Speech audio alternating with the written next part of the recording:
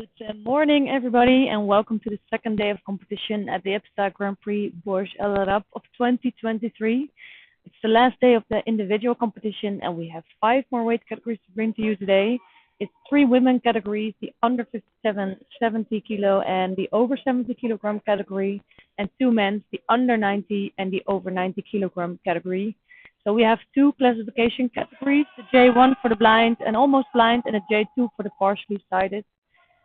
And we have that for the under 70, the over 70 for women, and the under 90 and over 90 for men. And then we have the J1 category for the under 57 kilogram for women today. So on the mat now.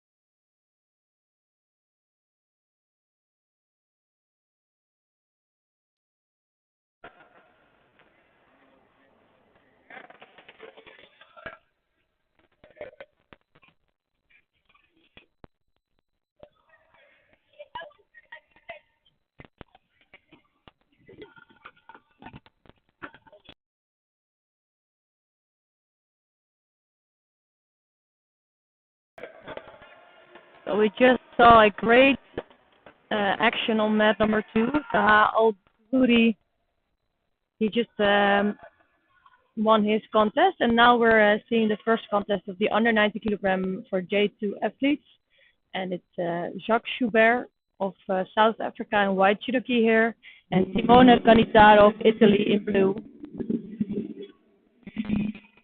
So it's quite an interesting category in the under 90 kilogram category. The French team is missing here in Egypt. So, top favorite La Tumania is not present here today, and it leaves some chances for some other athletes. Number 1 seed today is Sambota Amansov of Kazakhstan. But Cannizzaro is doing really well lately. We have former world champion Alexander Nazarenko in the mix in the top half. And then in the bottom half, we have Marcelo Casanova of Brazil, we have Kalimsan Smagululi of Kazakhstan, we have Dimitri Soloviev of Ukraine, and Evan Molloy of Great Britain. So we have a really strong field here today. It's 13 judoka in total.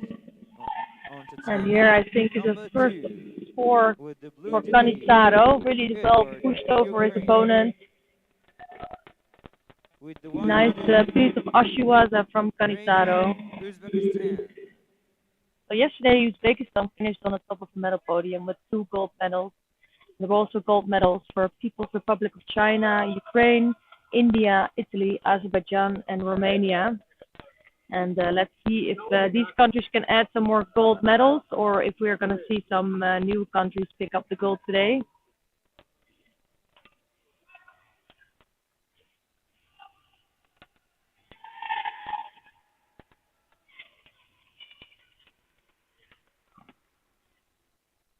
So here, Schubert is trying to go for that, I think it was Nuchimata, but taken over by Cannizzaro.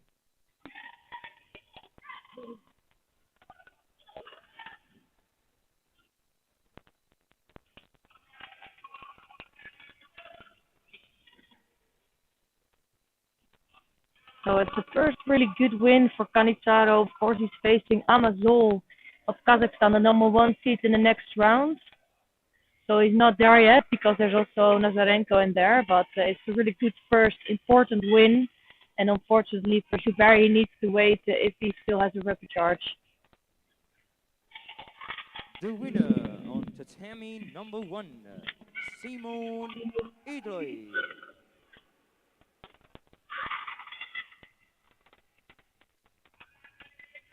The next contest on tatami number 1 with the blue judogi, Mustafa Egypt, with the white judogi, Alexander, Ukraine.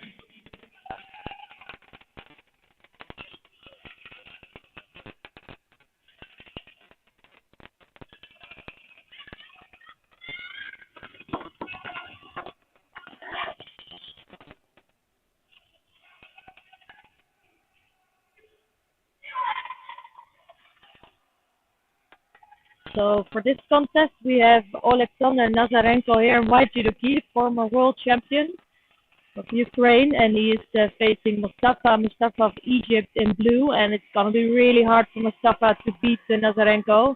I think Nazarenko is one of the strongest athletes in the field, so he's not always so quick or explosive. He waits quite long to come up in an attack. He really wants to control his opponent.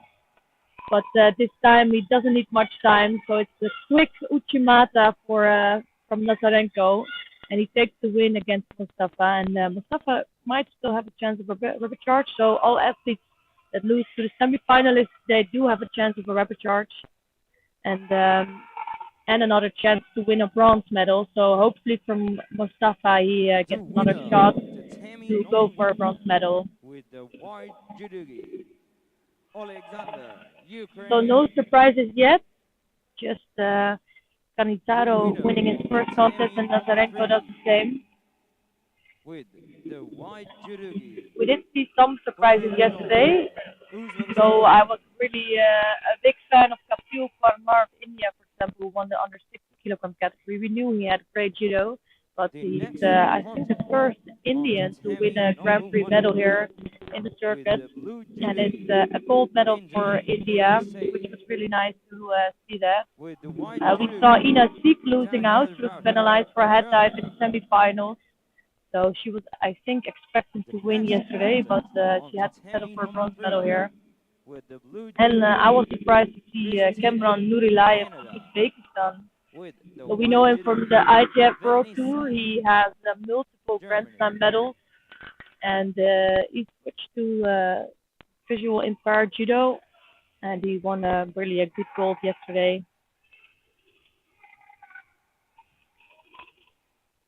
So on the mat now is Daniel Rafael Goral of Germany, and he's facing Benjamin Goodrich of United States of America. It's Goral in white judogi and Goodrich in blue.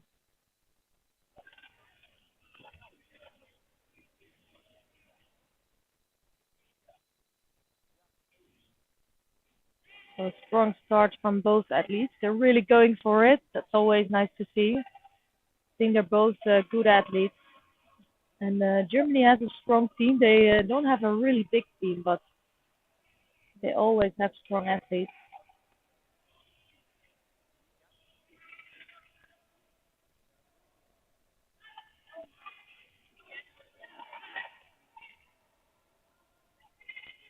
So of course this is the commentated channel. It's I will switch a little bit between the mats today. But if you want to watch another fight, you can always do that. So it's always possible to watch the other channels and the other mats. And to make sure you can see everything.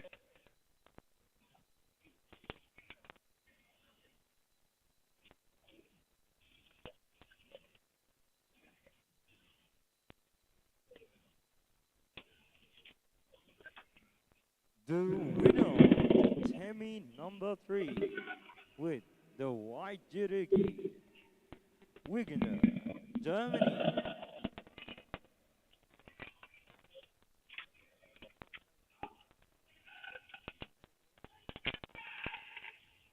So really strong right-sided grip of the German. And you can see that Goodrich is looking a little bit defensive because of that, because the grip of the German is so strong. And now right-sided Haragoshi attempt, really strong. The next contest, and Temi number 3, with not enough for a reserve there maybe, but he was for sure close to the score there. With the white judogi, Marina. And I wouldn't be surprised if they would check that. Spain.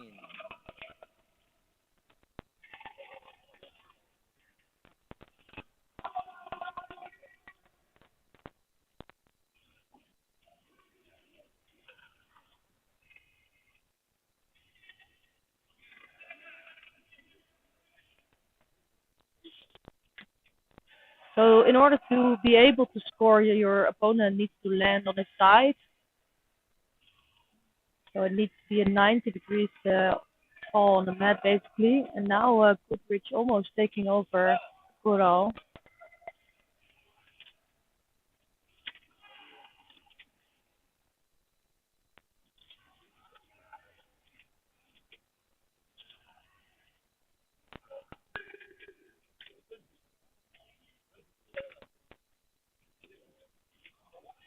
Really exciting contest. It's still 3 minutes on the clock, and both athletes attacked a lot already. And you can tell again the really strong grip from Goral. On He has a to really right Tammy number stance, 2, so now grabbing on the belt. the winner Of course, you can only do that for a the blue few seconds, grab jersey, that belt, before you will Antonov, get a penalty, so you Ukraine. basically have to attack straight away. The next contest on tatami number 2 with the blue judogi, Oscar, Sweden. The white judogi, Oh, that was really beautiful. Andre, I think USA. here Goodrich trying to go to the back of Goral, but he really walked onto that. So a beautiful hip throw from Goral, and a really strong start from him.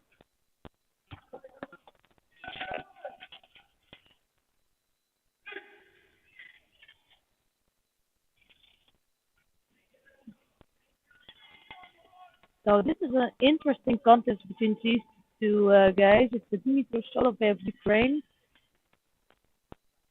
He been there. He's been around for a long time, picked up a lot of medals in the past, and moved up, I think, formerly in the 73, and now already for a while in the under 90 kilogram category. And then we have Kalimzan Smagululi of Kazakhstan in blue. Nice right-sided attempt coming from Solovey straight away.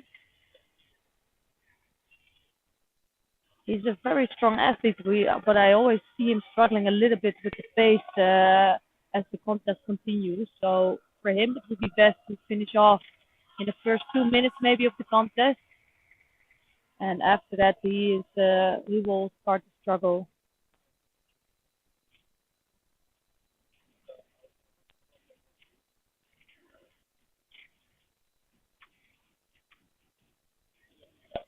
So it's Yoko Tsumanage The attempt from winner of Solovey. tatami number Not the best 3 one. with the blue judogi, Oscar, Sweden. So not really getting his opponent off balance here. Paula Carina, Argentina.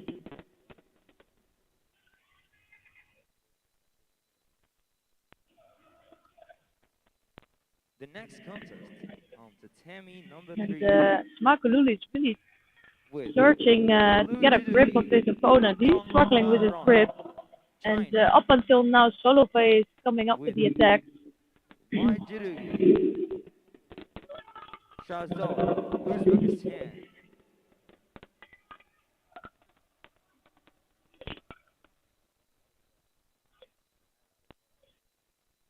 So Smakululi is struggling during this contest. It's Solovey that's really taking the lead.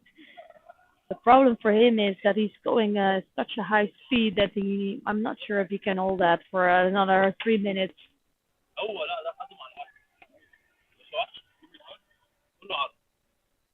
So another low drop technique from Solovey.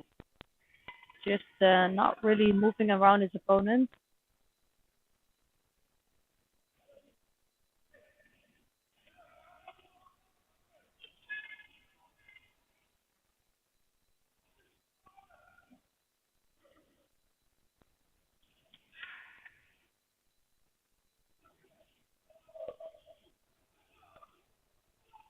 So it's another Sydney attempt from Solovey, but it was not the strongest. So the attacks that he does are really strong in the beginning, but then they start to lose their power.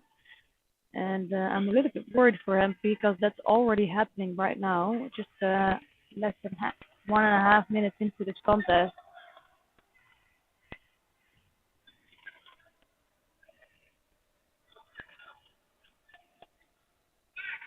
So Smart Luli has a strong right-sided grip now and trying to search for an entrance, but it's not too easy against Solovey. So it's first Yoko Tumanage, but it gives Solovey some time to work in Newaza. Almost had him there. Just couldn't really control the top half of the body. So no scores yet on the board. And it's starting to be an interesting contest here.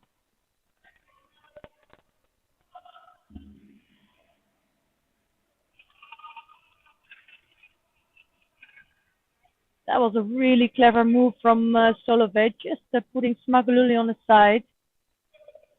It was some sort of an adjusted Kataguruma attempt from Solovey here.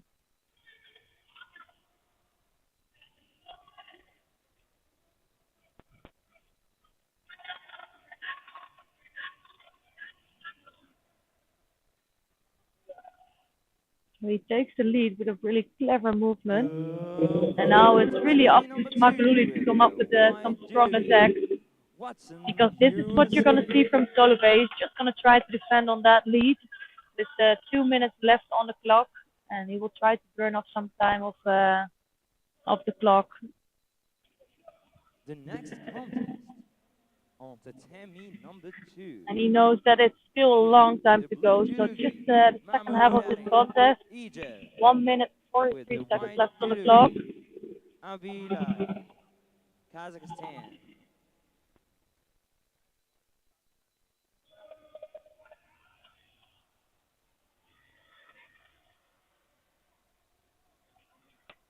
Solovey really trying to control his opponent. I haven't seen much from Smagululi, to be fair. Just one Yoko Tumunage a little bit earlier in the contest, but he doesn't really get an opportunity to come up with a good attack.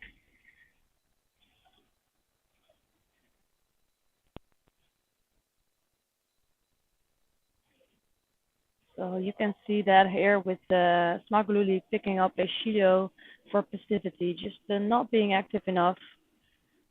And while it should be the other way around because he is the Rosari behind, so you should be seeing him attacking all the time. Just doesn't seem to get really be able to get close to Solovey actually.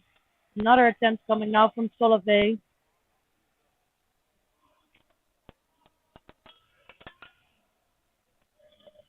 And 1 minute left on the clock. Smagululi is struggling. But it is judo, so you never know the end until it's really over. And let's see if Smagululi is able to really come up with some attack.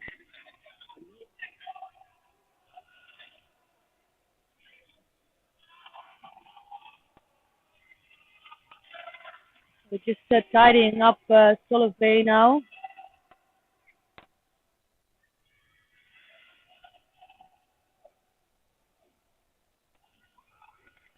So there's plenty of action today.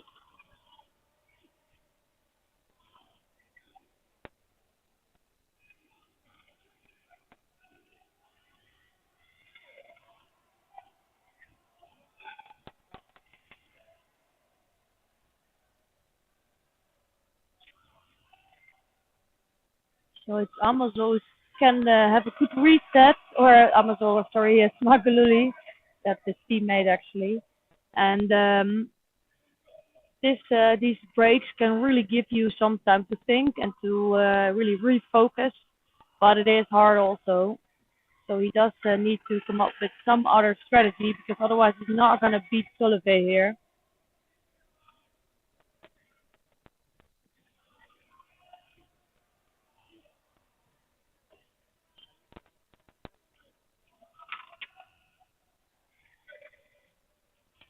So again, Solovey coming up with a good Tumanage attempt. The Smagululi did come forward, but he just doesn't have the edge over Solovey. He is able to work something in a waza, but I think this just plays into the hands of Solovey actually. It's taking more time, unless we can really catch him on the ground.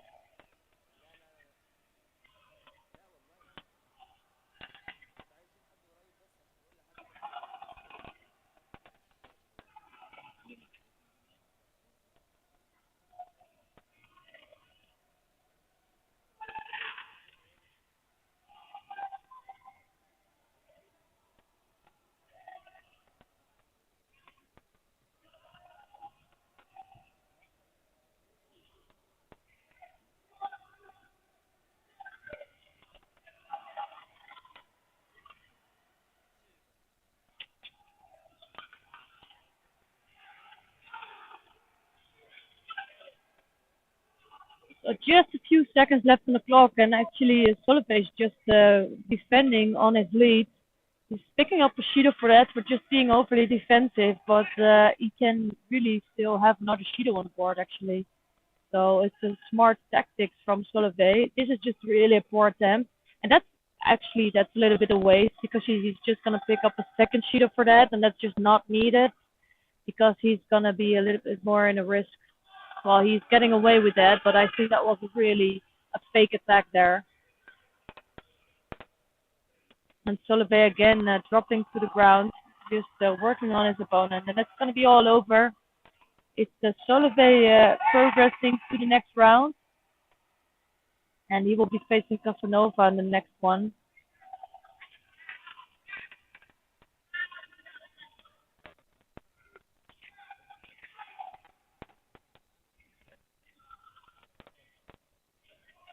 The winner of the Tammy number 1 with the white judogi, Solovey, Ukraine. So it's one more round here in the J2 under 90 kilogram category, and after that it would be maybe nice to take a look on map number 2. But let's for now stick here. The next contest on tatami number 1, Lee Jung. So why I say that is that we have the under 70 kilograms for women there for J2 athletes. And Maldonado there, the current Paralympic champion, is really the reigning champion. And she is unbeaten for a while already. But there is some good competition there with Ogawa of Japan, Husainova of Azerbaijan, Kaudani of Georgia. So it could be interesting there.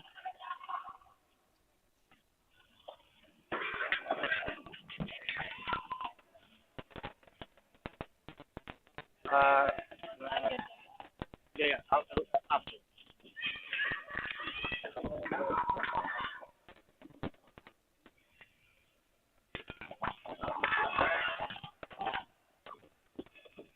So on the mat now is the Lee Jung-min of Korea, and he is facing Shahid Kaililov of Uzbekistan. It's Lee in white judogi and Kaililov in blue. And it's so much quality in here because these guys are both not seeded, but they are really good athletes.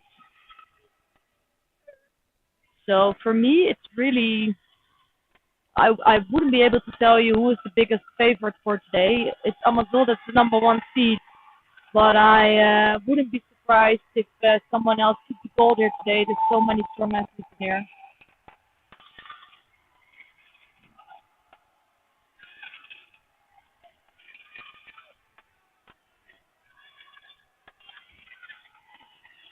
So first good attempt by Lee here.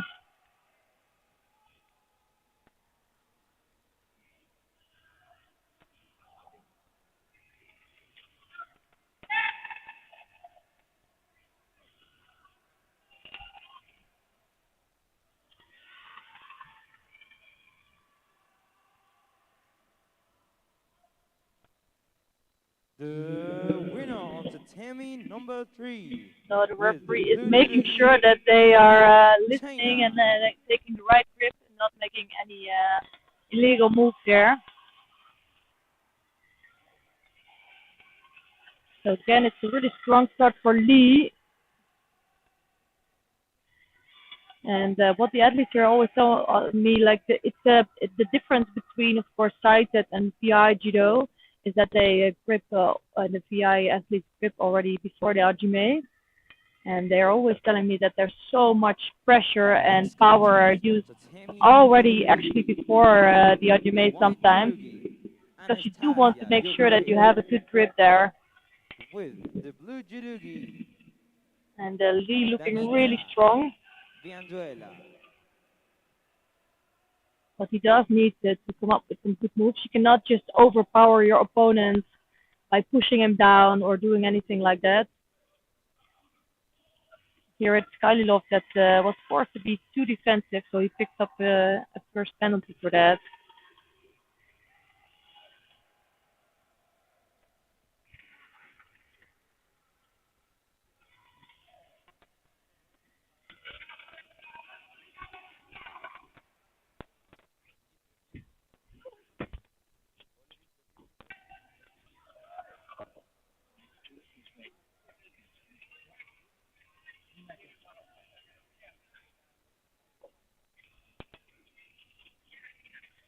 So with both athletes picking up a Judo, it's starting to look more difficult for Kylilov, and I think Lee is well aware of that, so he will try to keep piling the pressure on.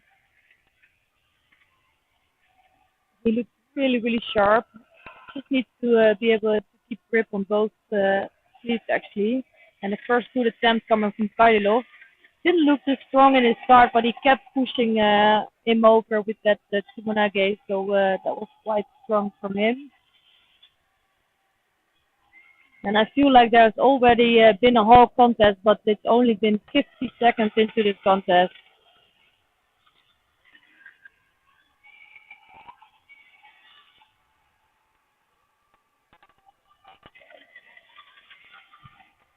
So Lee, right after the Hajime, is moving sideways, actually moving to the side of the mat. But this time, Kylilov has a really much stronger grip as well.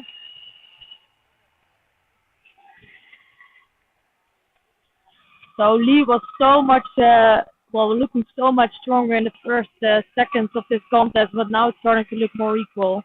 I think Kylilov is starting to find his way in this contest.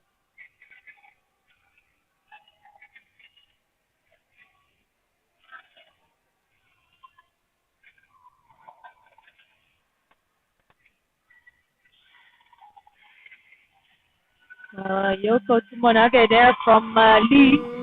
He didn't really prepare, didn't try to get a Tammy response from number his two opponent, with the blue so not really moving his opponent anywhere. Ali J.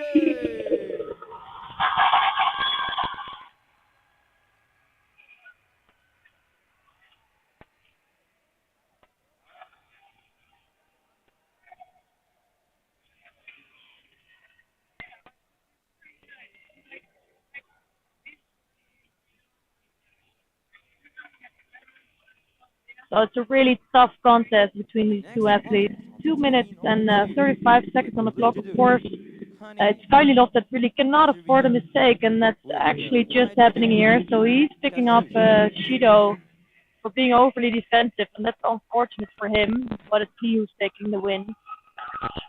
The winner on tatami number one with the white judogi, Lee Kuria. So that concludes the first round of the men under 90 kilogram category, and we're going to take a look at women under 70 for The J2 next athletes, contest on tatami number one with the blue judogi, which is an interesting Borj category for me because, of China course, Maldonado is reigning Paralympic with the champion. white She's judogi, unbeaten, but she also didn't have National too much opponents IBDA. lately, so she went to some competitions where there was only one or two athletes. And here there's some more. There's 5 athletes in this category, but there's also really strong ones. So Husainova is actually the reigning Paralympic champion of the under 63 kilogram category. But of course, after Tokyo Paralympics, they removed the under 63 kilogram category, so she had to move up there. And she needed some time to get adjusted to this category, actually. But it's nice to see her back in the tour now.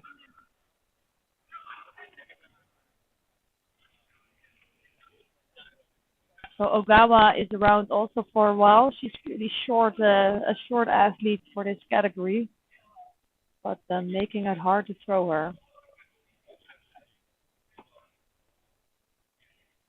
And I do like to see Japan this weekend bringing some more athletes. So for a while, I think they were quite a small nation, especially if you compare it to the size of Judo. They are so dominant there, especially in the lightweight and the lighter categories, but actually everywhere they're really, they have the strongest athletes of the world. They always produce world champions, but for VI Judo, they are a little bit less dominant.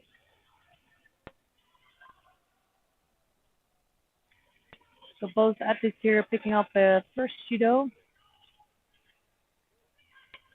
and taking their time to get used to each other.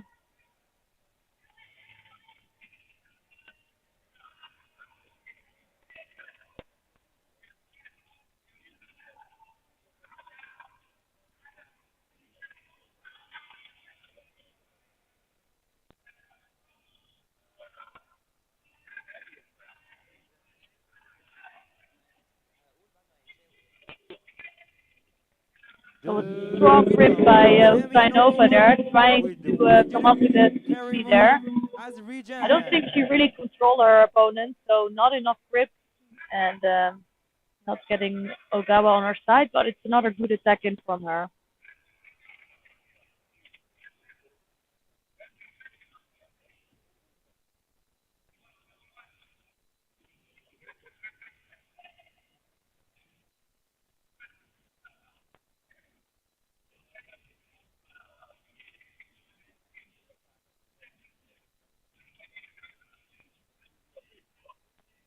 So Karimova always wants to control her opponent with that left hand on top of her opponent. And it's another Sydney coming from her. It's not enough grip there. I think she is needing some time to really adjust to this category. In the 6-3, she would really On overpower to an Tammy opponent. number one, Come with with the really blue big jersey, techniques like goes to the Minato Kake, and I haven't seen Japan, that yet with from the her in the white 70 kilogram jersey, category. Gloria Italy.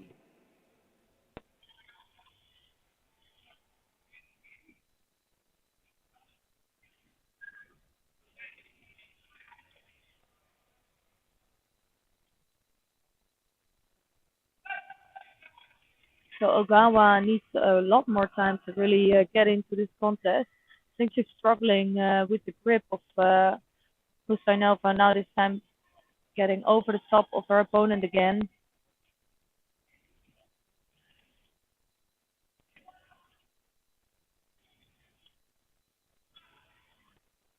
So it's another good technique from Husainova, and this time scoring Evazari, just getting Ogawa on her side.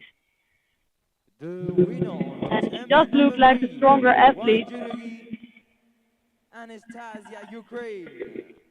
So there's not so much coming from Ogawa yet, but The next that comer, can on to still Tammy change number in the three, next with the blue minute and a jersey, half. Firuza, Uzbekistan, And with this the is white always jersey, danger from the Japanese. Garcia, Really USA. working in the Waza, and they're always so good with that. Just this time, no success for Ogawa.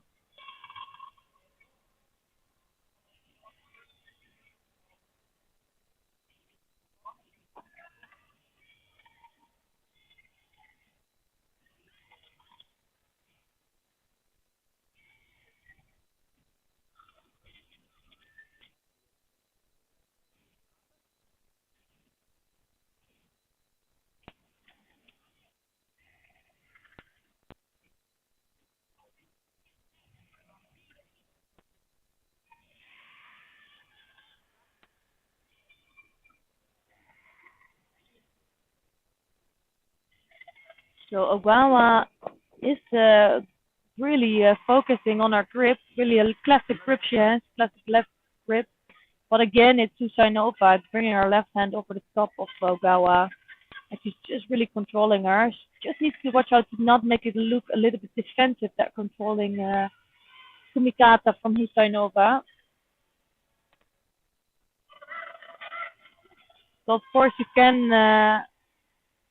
not have a classic grip, have your hands in all possible ways, as long as it's on both sides of your opponent.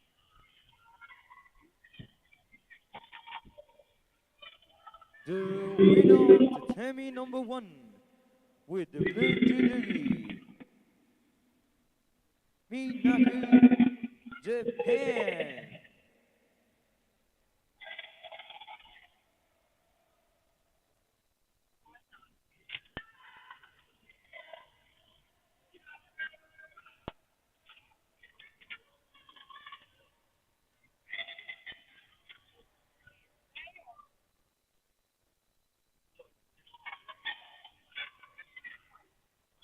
So the athletes they do take some time to get to their kumikata, but now once started again, Husainova really wants to have that left hand on top.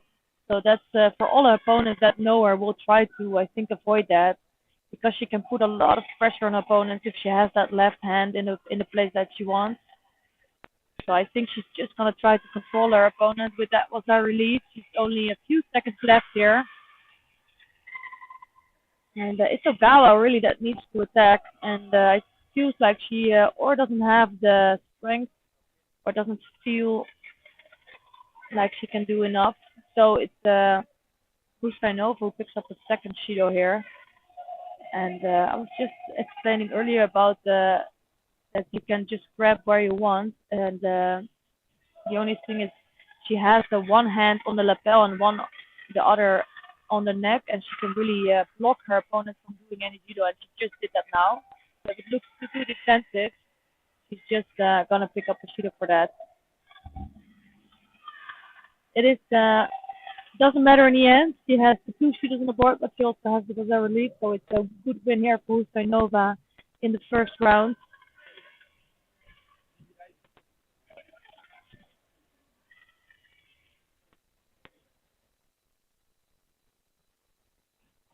The winner of the Temi number 2.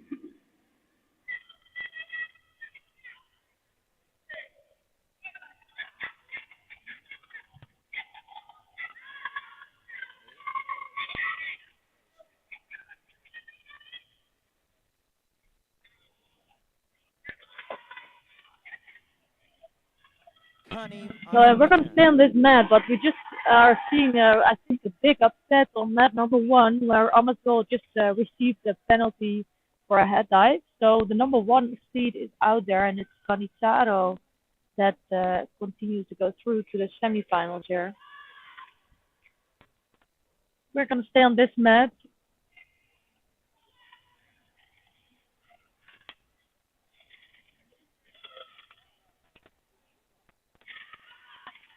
And for sure, this is an interesting contest to watch. In white judo gear, it's Ina Kaldani of Georgia, and in blue, it's Alana Maldonado of Brazil. And this is the final of the Paralympic Games. So they do know each other. It's Maldonado that took multiple wins against Kaldani, so she's the favorite for this one.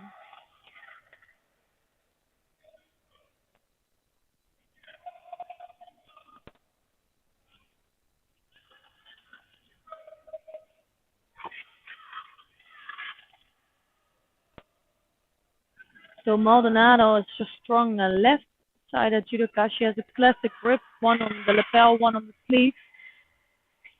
And because she's quite tall for her category, and I think Kaldani is also quite small for her category, she can really control her opponent with her arms.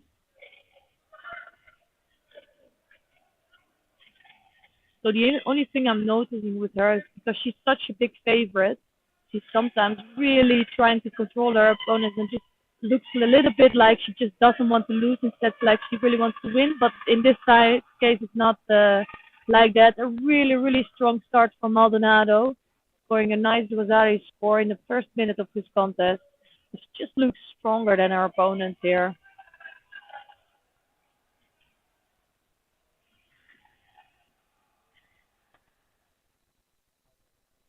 That's actually taken off. I think that was not a good technique from Maldonado, so no scores on the board. She does look very strong, however.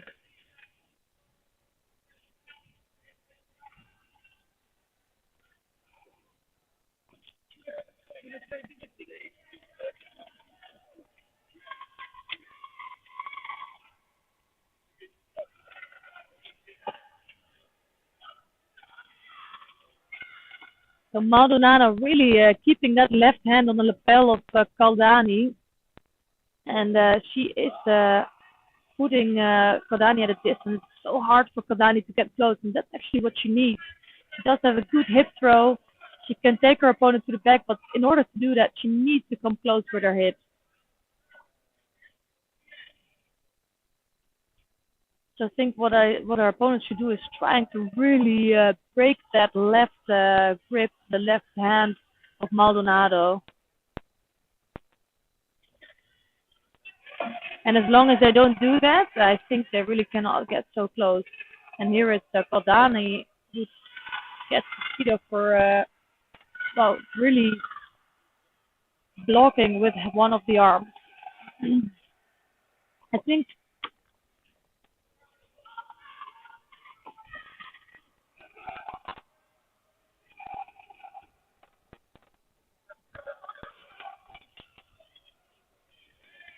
Oh, and that's again almost taking Kodani to her back.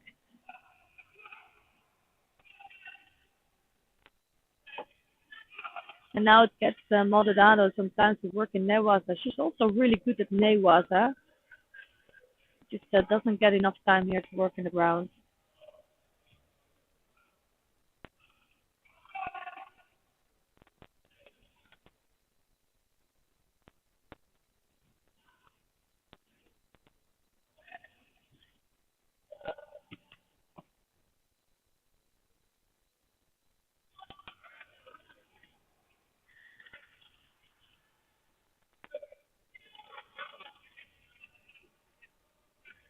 There's still just one Shido for Kodani on the board, and you can see so that she's struggling with the strength of Maldonado. Kodani is trying to work her way to get closer to Maldonado.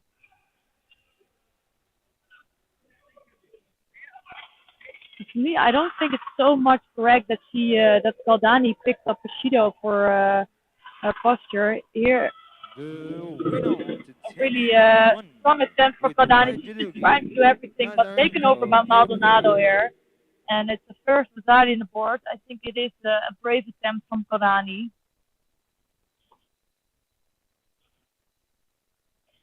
And I'm really curious if there's anyone here today that can really threaten Maldonado. The only one I can see that doing is Wang Yu. She's a Chinese that we haven't seen around before. So I'm really looking forward to see her competing here today.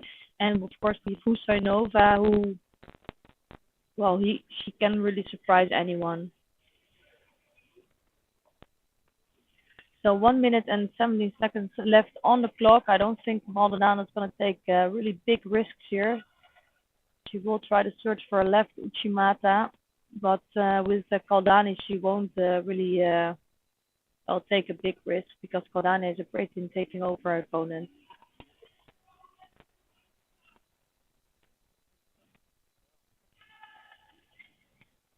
And it's so curious because maybe it doesn't look like Maldonado is doing a great job, but if you see Kaldani with her other opponents, she looks so threatening, and actually against Maldonado, she just looks harmless. Like she doesn't really, she cannot come close. She's picking up a second Shido now.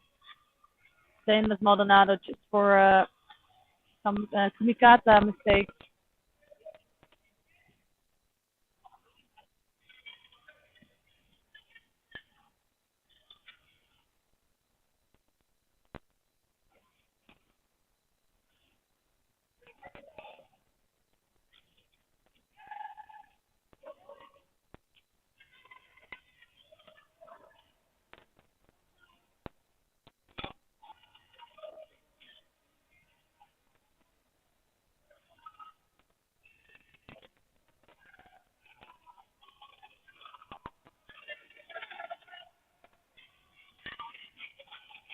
So just a lot of moving around, but it's Maldonado just actually trying to defend on that lead. Nothing really. She wasn't in danger the whole contest, so it's some more homework for Kodani here. And she loses out in the first round.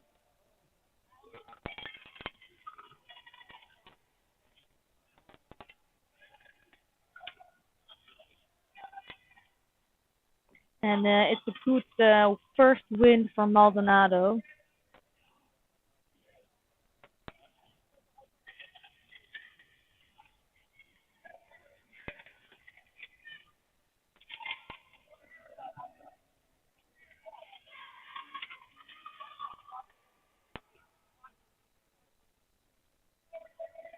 The winner to Tammy number two with the blue judogi, Alana Brazil.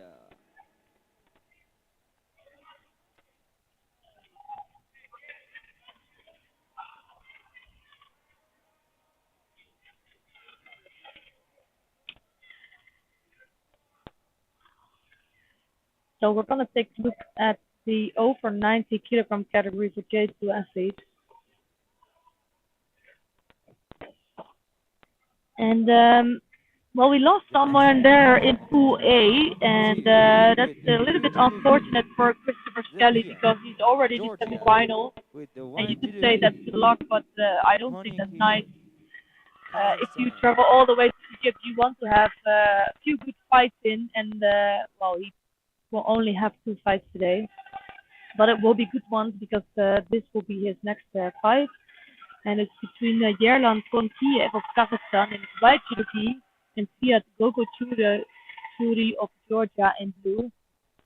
And Gogo Churi we saw in I think European Championships maybe, or in one of the other competitions, maybe World Championships, and he actually lost out there to Lachimani in the under 90 kilogram. So he was formerly under 100. Wow, that was huge, big throw from Gogo Churi right at the start of this competition. So he's a former Paralympic champion and did that in the under 90 and also under 100. He was really a good athlete and now The decided to winner move up of the to the Temi number over 2 90. I think that might have something to with do with his the loss blue against judogi, Laxmania. Of course, you're never Gogochuri, sure, but he Georgia. quite strong here. The winner of the Temi number 3 with the white judogi, Garcia, USA.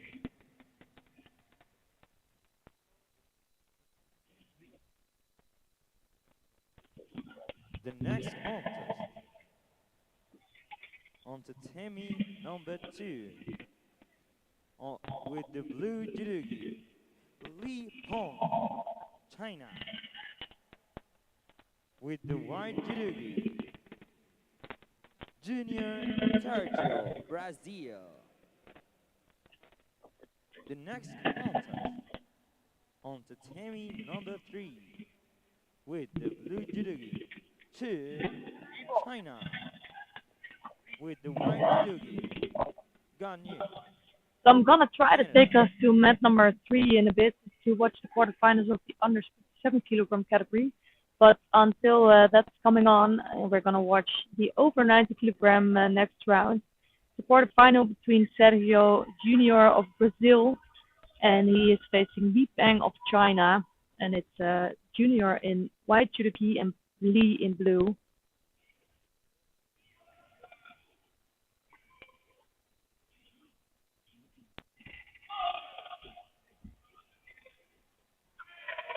That's again such a quick win for the junior, and it's fairly unfortunate for Lee. So the Chinese team brought a whole new team here. Of course, we have some really good athletes in there, like Lee yesterday, the former Paralympic champion, winning the gold again. But it's not The the case for winner Lee of the here, Temi number losing out 2 just in the with the opening white seconds. judogi, He Junior does have a repertoire, Brazil.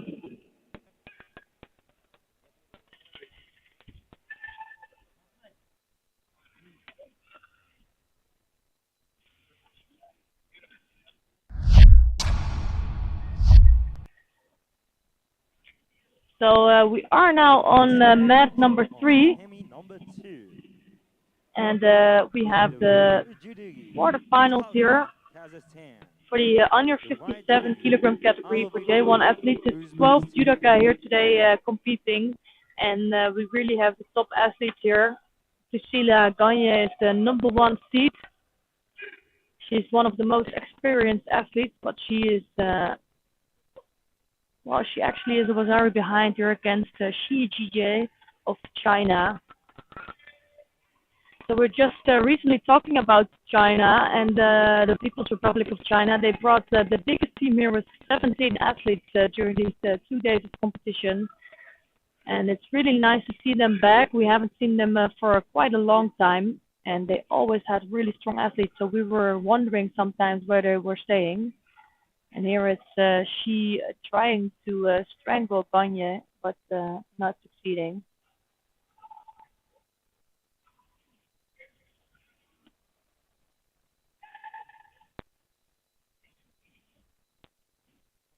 So it's still the Rosari lead for Shi. So it would be an upset for the number 1 seed here. This time, not the best attempt coming from Shi, and it gives Gagne some time to work in Newaza again.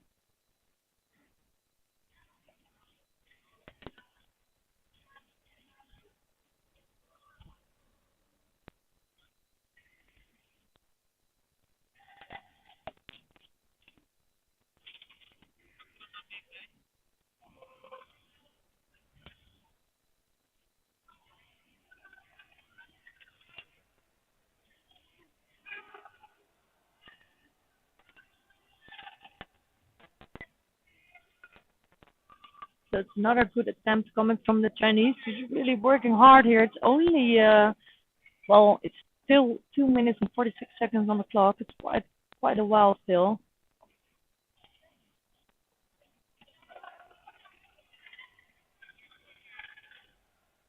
So with this pace, I'm curious to see if they can just hold on to this pace.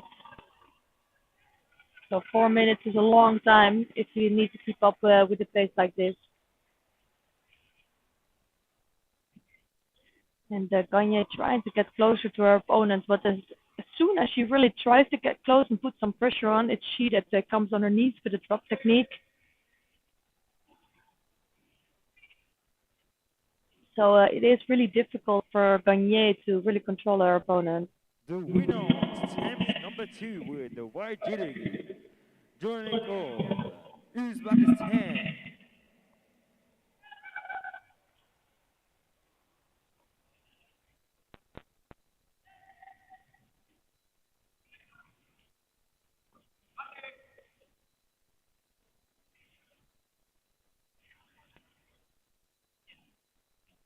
So still there was a relief for Shi here.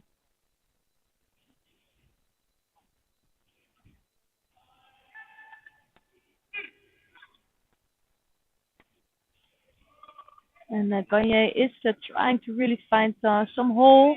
But again, it's Shi that's coming underneath with this time a really good drop technique. And she takes the win against the number 1 seed Gagne. And that is an upset for today. And Gagne will need to try to pick up a bronze medal. And it's not going to be so easy because we do have good athletes here today. So she will be first now facing Larissa Silva of Brazil. And then our next opponent, well, of course, we don't know that yet. And that will all depend on the next contest. The next contest on tatami number 3 with the blue judogi, Fozijinov, Uzbekistan, with the white judogi, Gironado, Italy.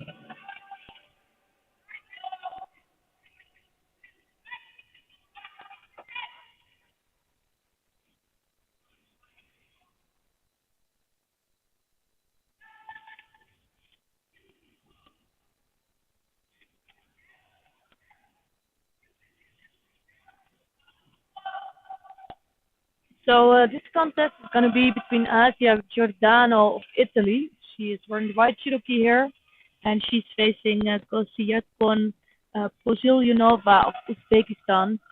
So Uzbekistan really brought their top team here. They always are very strong in visual impaired judo.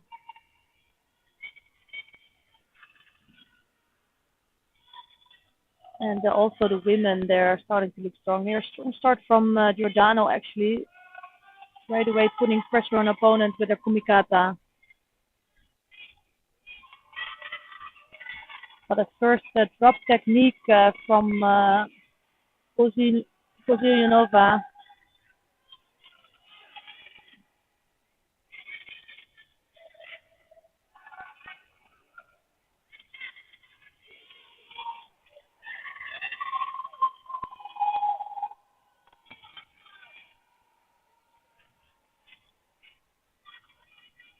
So the referee here is making sure that they're on the right spot.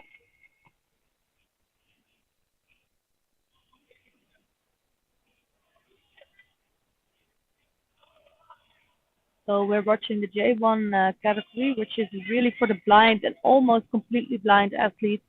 So they will have The winner Well, of they the won't have Tammy the number cheetahs one for with the watering up white that area, judogi, obviously, because they really Casanova, cannot see that. Brazil. But as soon as they get on the side, that the referee will shout you guys to make sure that they are aware of where they are. The next contest on the Tammy number one with the blue judogi, Lee Dong, Korea. So I don't think we're watching this from the right angle, but With the Giordano white is, I think, judogi, trying to work on the water. Mongol, Ivan And I'm not Graves. sure if she's trying to strangle. It does look like she's doing a shimewaza. And it might be under because I think Pozilionova was struggling a little bit.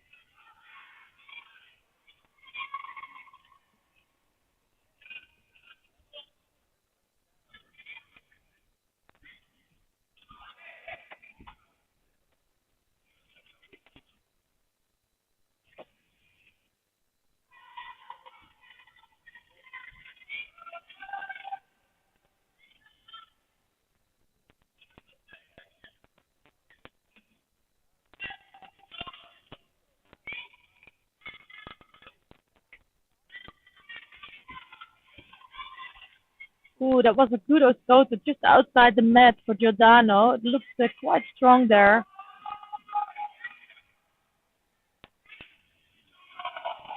She does sometimes have trouble to come in with a good technique, but actually she's looking very strong today.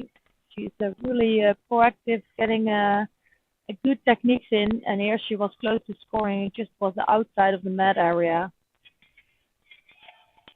The winner of the Tammy number two with the white So the referee judogi, is penalizing Giordano for a lacking Mali. of attack. And it's unfortunate because I think she did look quite good during this contest, just not at the right moment. So they do see her as being a little bit passive. That was really beautiful done. Right, nice movement from Giordano. And now she's really trying to hold down her opponent. She only needs to do that for a short period of time. But it was a little bit too short here. So it just was a relief for Giordano. But you can see that was a really nice movement.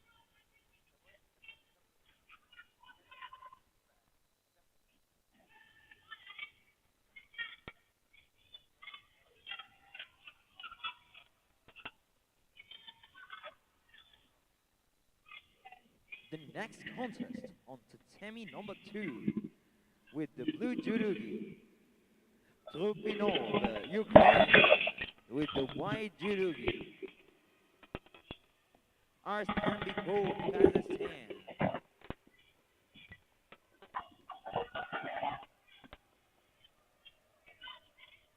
So Giordano again working in Newaza.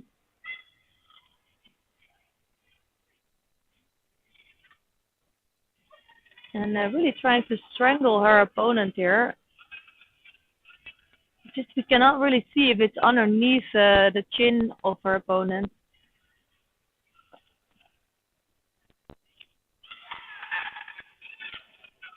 And now taken over by Pozilionova.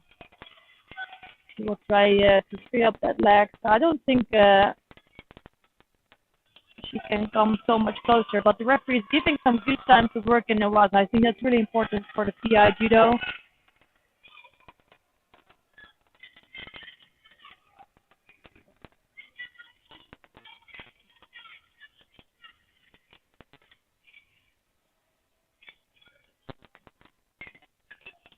So still there was a release for Giordano here. We do have some top athletes lined up. It's Angela Havlisiuk in the next round from Ukraine, very top athletes in the 57 kilogram category, and we have Vanessa Wagner facing her. And that's to be an interesting contest. Wagner is not as seeded here, but she is a good athlete. And then we still also have Liana Muccia of the United States of America and Paula Karina Gomez Martinez of Argentina. So, but I think she that just beat Gagne in the last round, it might be one of the favorites here now today.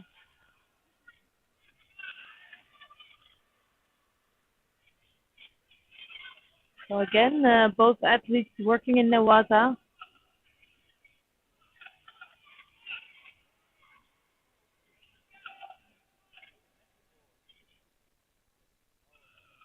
Again, it's Giordano trying to work on the ground.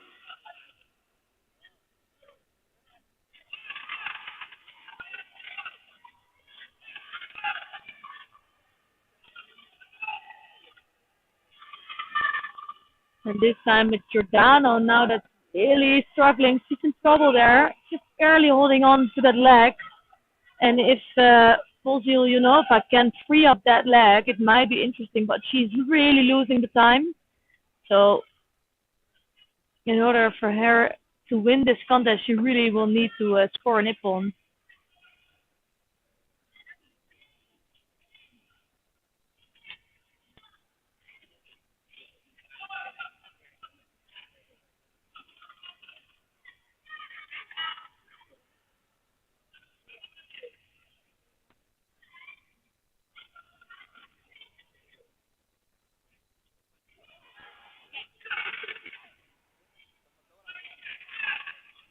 So it's ooh, that was a really good attempt from Polziljunova, and that evens out the score just in the dying seconds of this contest.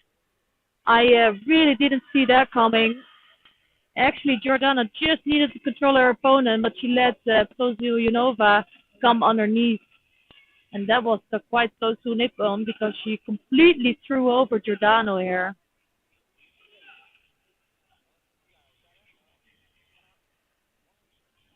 So it's going to be a golden score here.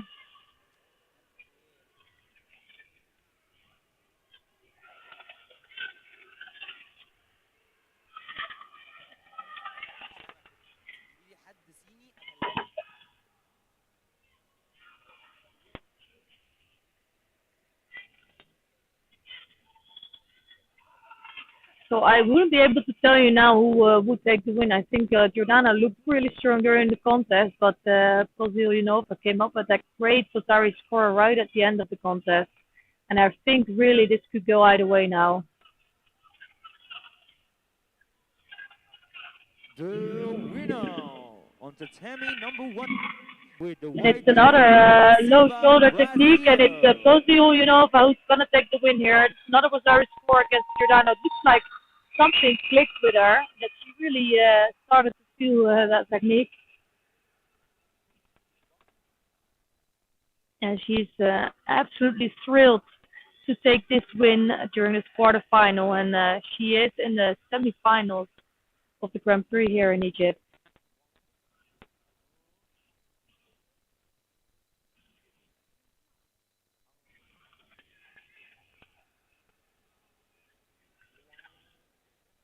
So we have two more quarterfinals here in this category. Well, some great sportsmanship between these two athletes. It's unfortunate for Giordano. She was doing so well, but Polziljunova is taking the win here. Uzbekistan.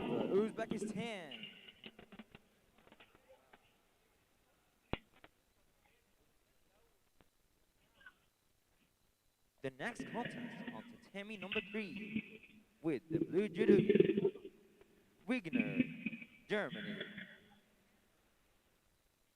with the white judogi,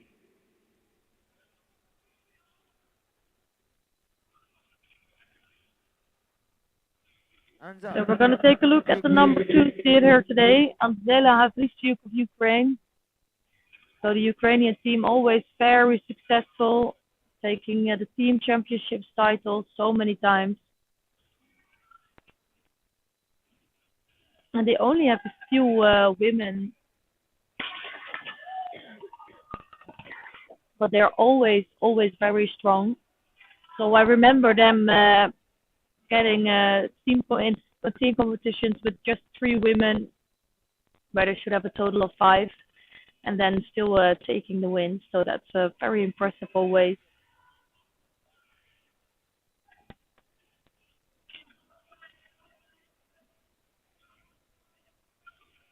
So it's a really strong right side at the Makikomi attempt, and the last contest took so long, but this one takes so short. Frisiuk looks like she's in top shape and taking a first winner against Wagner. Wagner, of course, still has a The chance of a winner bronze of medal. semi number She will 3 have a rapid with charge the contest white after this. jersey, Anzela, Ukraine.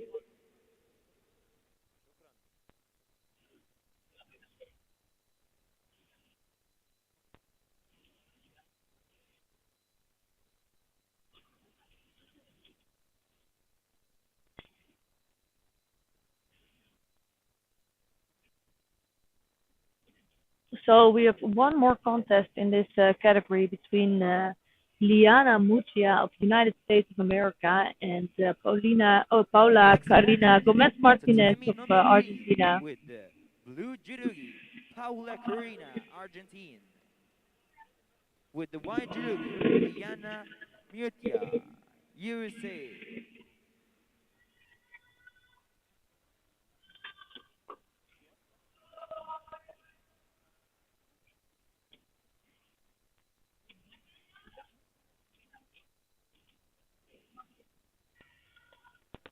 So both athletes enter the mat area.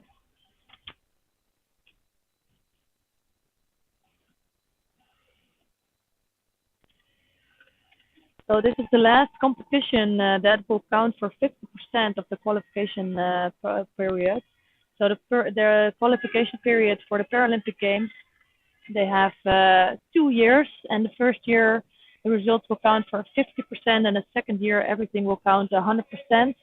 And that period will start with the with the continental championships, and most of them are in June. So this is really the last opportunity to really gather some points. It's 50%. There are some results counting, and also for the next year, there's some results counting. So it is really important to take a score here. That was a really beautifully done, actually, by Muccia. I'm not sure if that wouldn't count as a Rosari. Maybe it was already some Nevada work. But really nicely done. She's showing some of her skills here.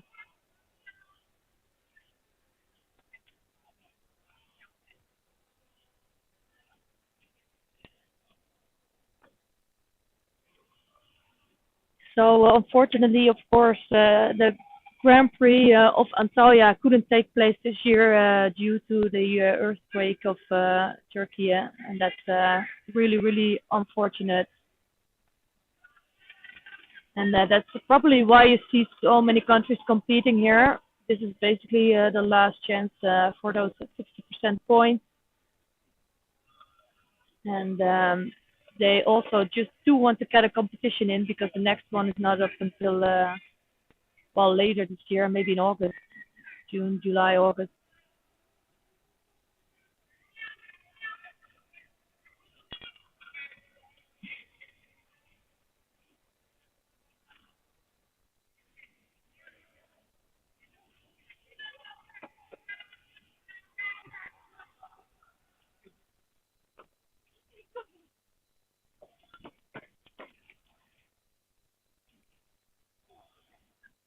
So the referee here is making sure that they have a good grip in the beginning. The winner of the Again, semi it's the number right 1 side is Seonage with the coming from white Muccia. judogi, Costa, Italy. Does look strong with that. The only problem for her is that she just needs a little bit more response from Gomez.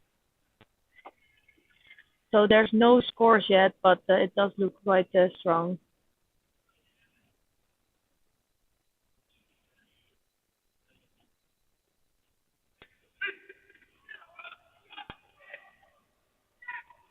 So another right-sided Seonage. Just you can see that her body is not really completely turned underneath the body of Gomez. So she just is not in a perfect position to really throw over Gomez. And I think actually one of the hairbands of Muccia is there, and the referee now just noticed it. Wang Bing, China.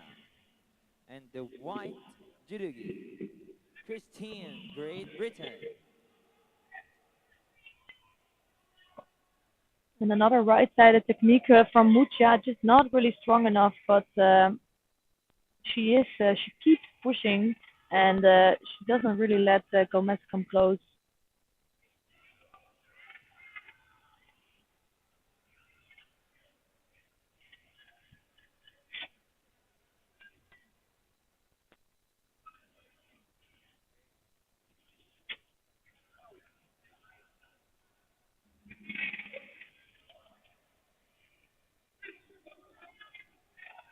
So again, they have a really strong grip, and straight away you can see Mutia going for that right side.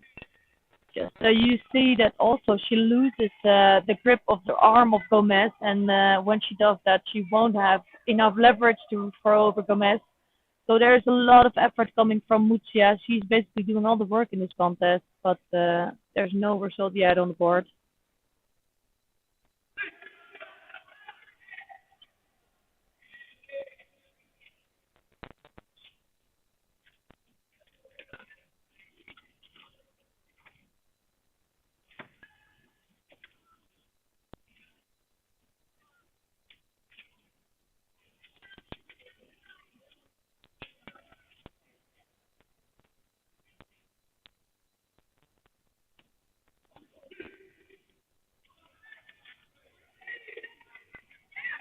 So this time it is a good score. So Mucha kept trying this, and now she is holding down Gomez.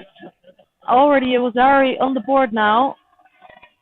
So I love the drive of Mucha here actually. Ooh, that's so close. I'm not sure if that was enough for an Ippon actually. Let's see what they do if it was enough for an Ippon. Or it was just a Wasari score.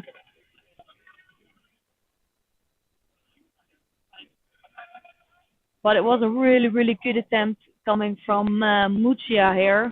So let's see if we can still continue this contest. With the blue judogi, Tropinov, Ukraine. The next contest on tatami number 2 with the blue judogi, Watson, USA. With the white judogi, Teodori, Italy.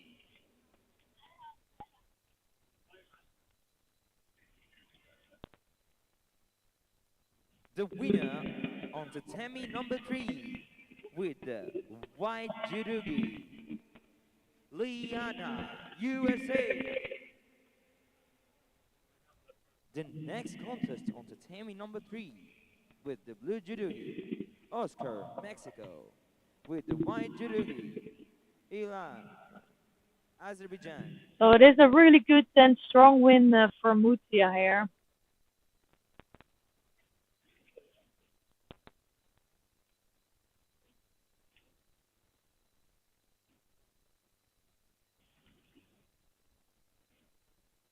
And that concludes really the quarterfinals of the under 57 kilogram category. And with that said, we're going to continue to the over 90 kilogram for J1 athletes.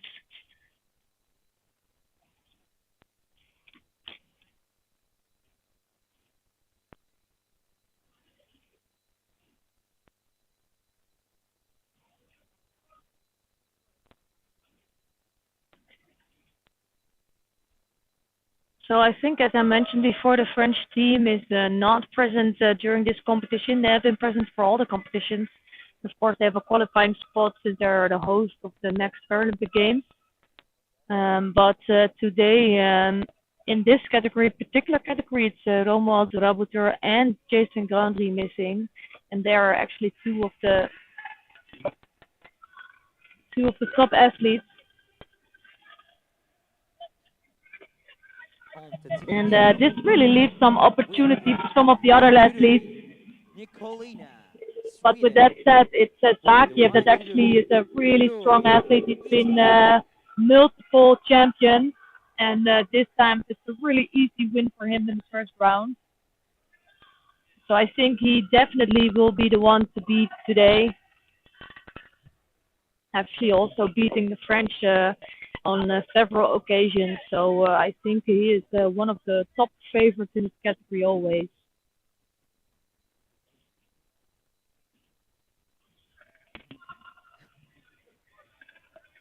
So it's the first semi-final spot for Zakiev here. The winner on Tammy number 3 And he is with the smiling. He's white always judo gi, smiling and enjoying his Zakayev, competition. Azerbaijan.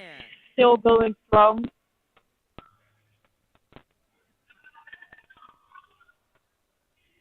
And it's always, of course, a great feeling if you open your competition like that with a straight hip on. So the first contest, you always have some nerves. You always, well, you never know how you feel until you're really on the mat. If you can get a good first win, and that always feels very, very good. The next contest on tatami number 3 with the blue judogi, Zhang, China. With the white judogi, Al Sultan, Iraq.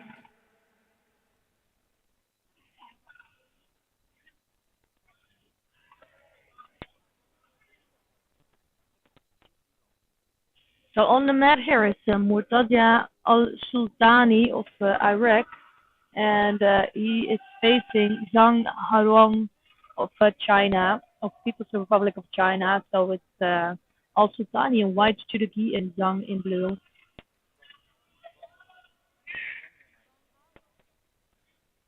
So I've been paying attention the whole 2 days of the Chinese, of course, because we haven't seen them around for a long time. And here actually going over Zhang, unfortunate for him, but also Tano, he comes up with a really great makikoma. He does look like the heavier one, so he really could put in his weight and completely throw over Zhang. The winner of tatami number 3 with the white judogi, So we have Al the first Sultan, semi-finalist Iraq. known. It's Iliam Sakiev, the top favorite today, The next and he will be facing Mutada Al number 3, Sultani of Iraq, who is looking really Daniel, strong here. Netherlands. With the white judogi, So who knows what and will happen in the next round? I blue think judogi, Sakiev actually is a Ji lot bigger Jilong, than, or China. taller at least, than Al Sultani. So it will be a really big task for him to try to reach the final.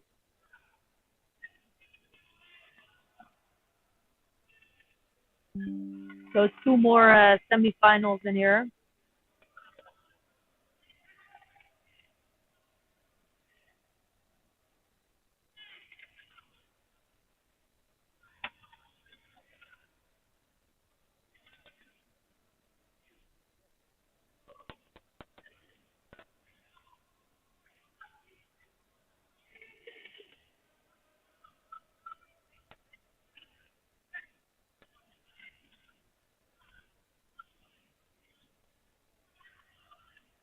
So here's the next semi-final. It's going to be between Daniel Knecht of the Netherlands. He's the number 2 seed here today.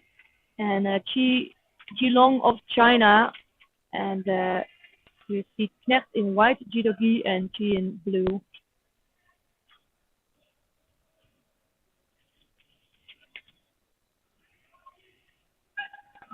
So Knecht does have quite a height advantage here. He's taller than his opponent. But he does not know his opponent for sure because we haven't seen the Chinese for a long time.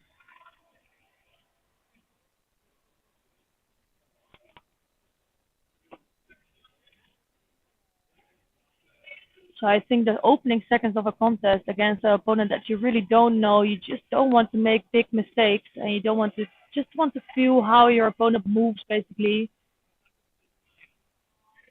and just want to control the opponent. And that's, I think, what you see happening here. So it's the first attempt coming from the Chinese here, going for a makikomi attempt, just not really getting close to his opponent.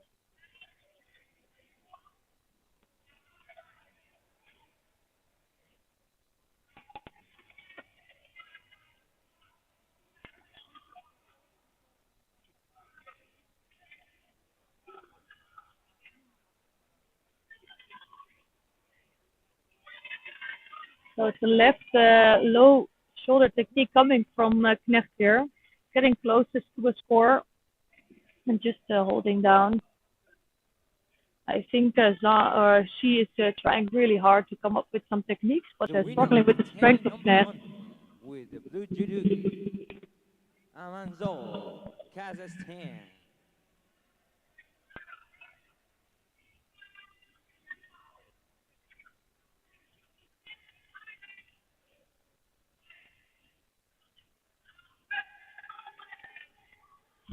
So Knecht immediately putting pressure on that Kumikata again.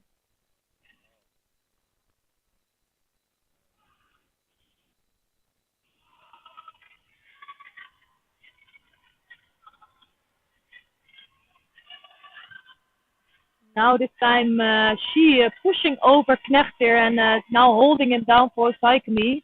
And he only needs to hold down for 10 seconds in order to score his second Wazari score. And I think that is going to happen here. So unfortunate for the number 2 here today. Daniel Knecht is losing his first contest. And it's Xi that's going to go through to the semifinal.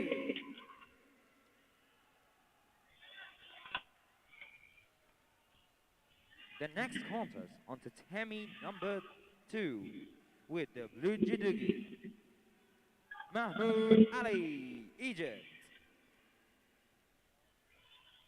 The white judogi, Daniel Powell, Great Britain. So it's a win for C here in the quarterfinals, and his opponent, we will see who that is in the next contest. It's Yerlan Utepov against Abdurrahmane Chitwan. And those are two strong athletes as well.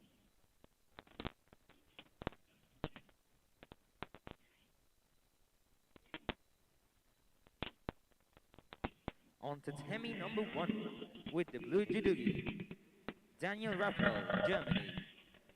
With the white judogi, Mustafa, Egypt.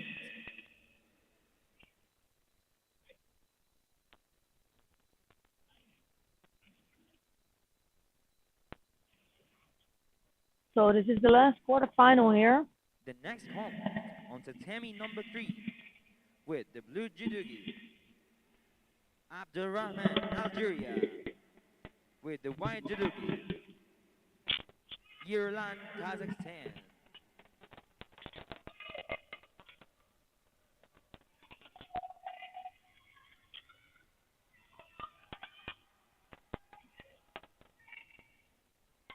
So today this field has 9 judoka here in the J1 category for over 90 kilogram athletes.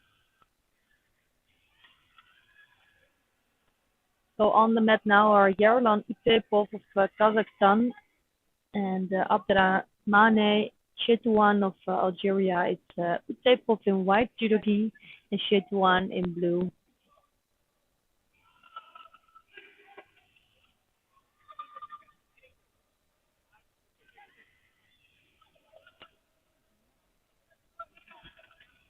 So a strong Ochigari attempt coming from Chitwan right at the start.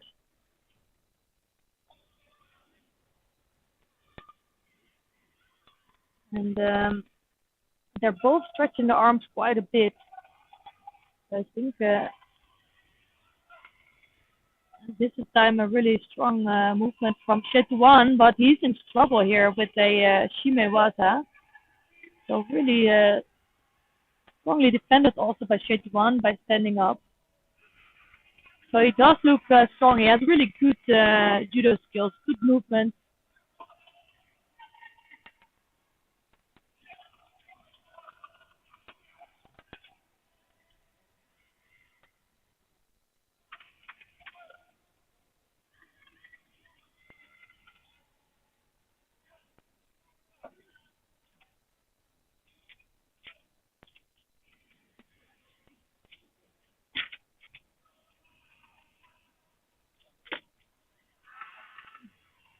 So Chitwan needs to tidy up his judogi here.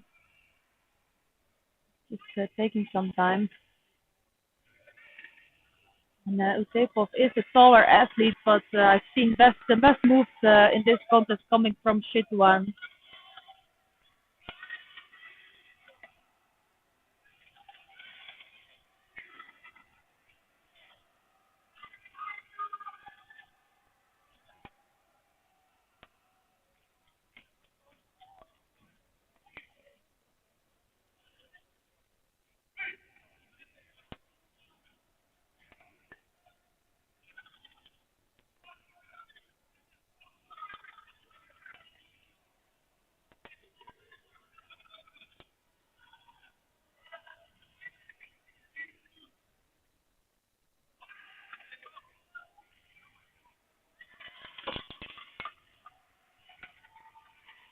The winner on tatami number 2 with the white judogi, Daniel Powell, Great Britain.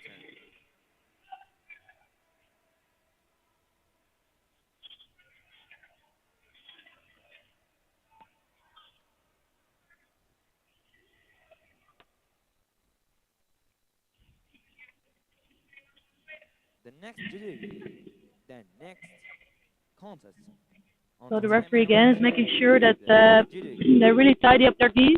Wanye, China, with So the white that's already a judogi, really long time ago, but in the Azusa, past Japan. you could see the athletes just fighting without the belt or with the belt or the everything really loose. That's a long time gone already. They really need to tidy up their geese and they need to do them themselves. So if they forget to really tidy up their geese, they will pick up a Shido for that. And the same is actually true for the hair elastics of the women. And I think that's all coming back to the basics that you need to make sure that you are tidied up and you're not giving any disadvantage to your opponent.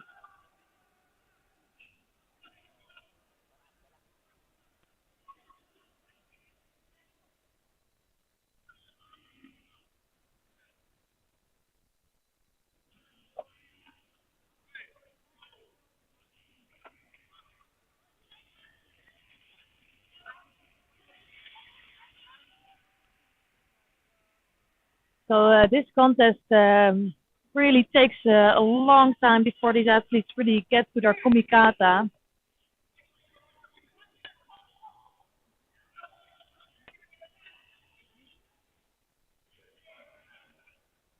So it's a Tsutumi attempt coming from Utepov, albeit not the strongest one. It gives him some time to work in Newaza, but I think Shetuan is really defending on that quite well.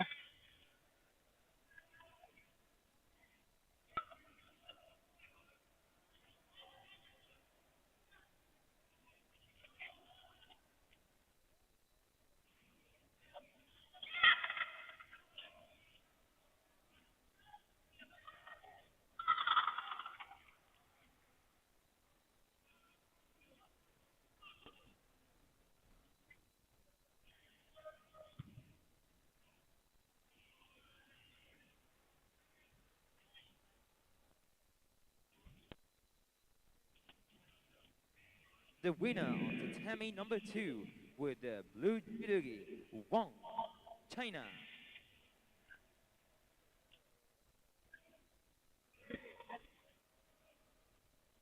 The next contest on tatami number 2 with the blue judogi, Kaldani, Georgia, with the white judogi, Hanim, Azerbaijan.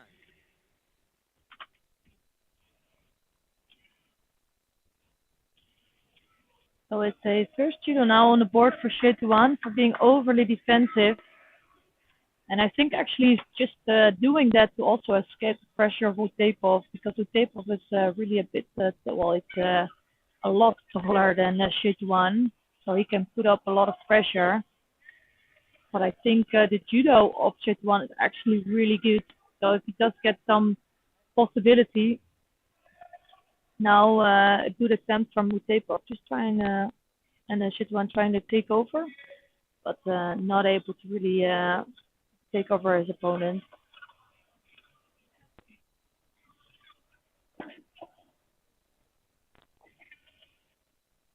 So as we're progressing in the day, of course, there's a lot of quarterfinals going on, some rapid charges. So it's really starting to be important for these athletes to take the wins. And it's starting to be about the medals here.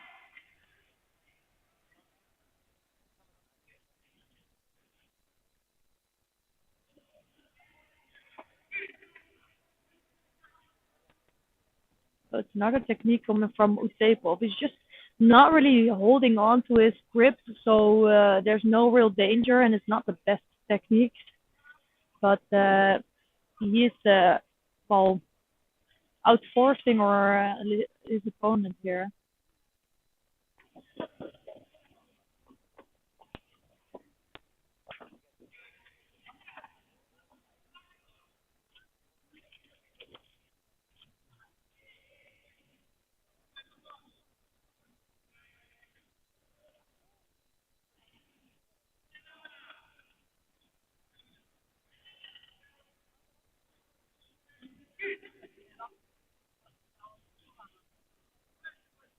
So now an attempt coming from Sichuan. I think they're both really struggling with the kumikata. So if you don't really have a good grip or if you cannot manage to hold on, you can almost never score. So it's all about control during the techniques.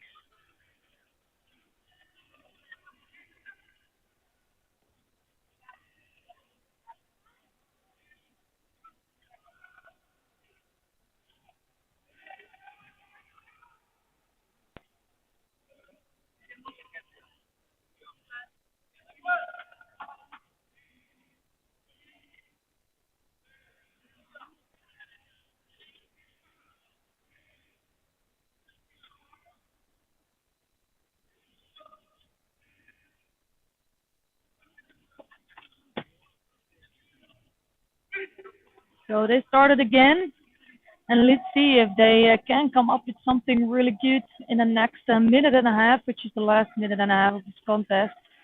So Tepov is putting pressure on Sichuan. Sichuan still looks quite defensive, so he's really bended over, stretching his arms. And he needs to watch out to not pick up another Shido for that. So he comes up with an Ochigari, just another driving Utepov in the right direction. But it's another technique coming from Sichuan.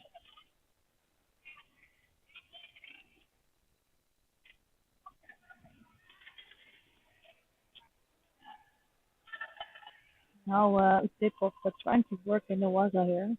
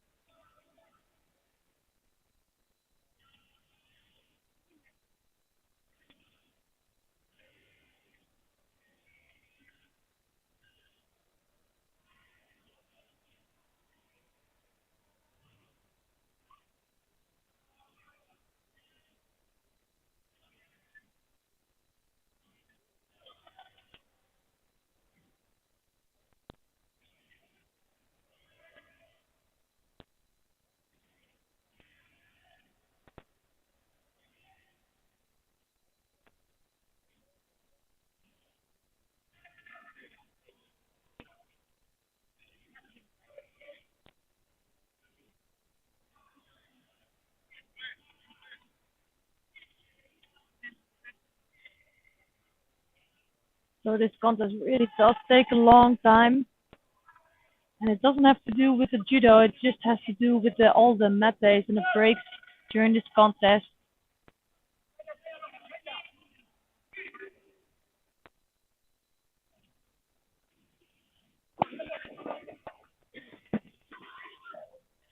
And again, it's Sichuan who tries to come in with a technique. It just is not strong enough for Utepov. So I think Utepov is the physically stronger one. And Sichuan might have a bit better technique, and that's why this contest is so complicated. So they're really not able to throw each other.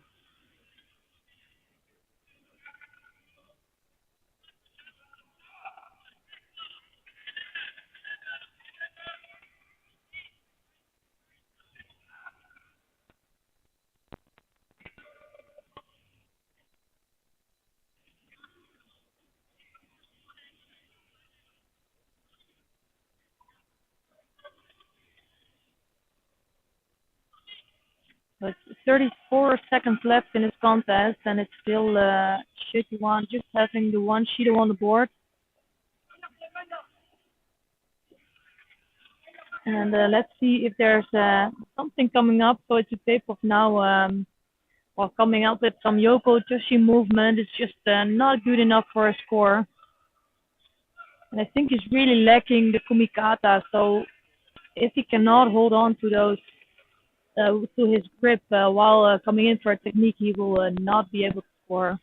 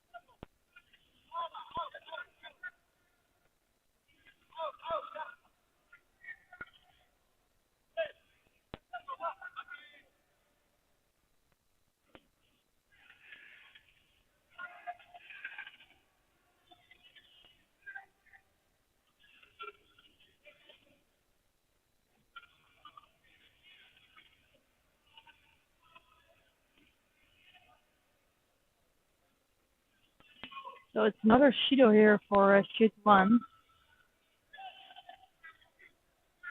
And he is for sure struggling during this contest, but he's still alive. Just needs the one good attempt to beat the table fair.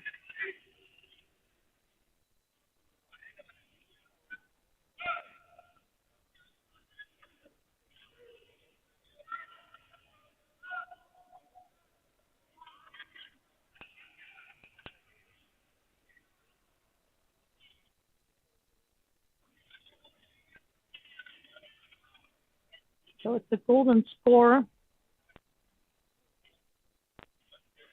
And I do think they're struggling a lot in this contest. So it's taking a long time for them to come with their kumikata. It's well, they're both struggling to come up with a really good technique, and you can see that back on the scoreboard. It's a golden score, and no athletes have scored yet. It's just Chit1 that's on two shooters already. So if he makes even the tiniest mistake, he will end up losing this contest.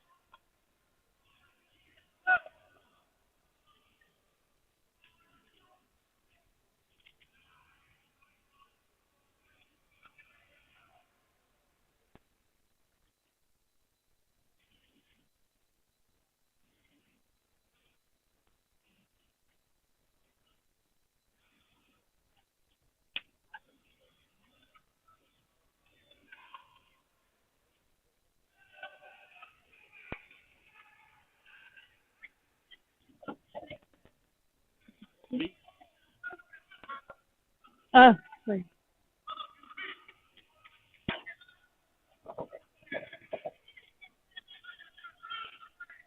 Ooh, that was really close to scoring there.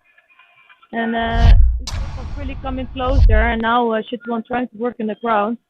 So if you want to keep watching mat number 3, of course, you can click on that channel to see the end of this contest. But we're going to focus on mat number 2, since it's the semifinals of the over 90 kilogram category. And it's a really strong and interesting semifinal between the current Paralympic champion, Christopher Skelly of Great Britain. We'll see him in white judogi.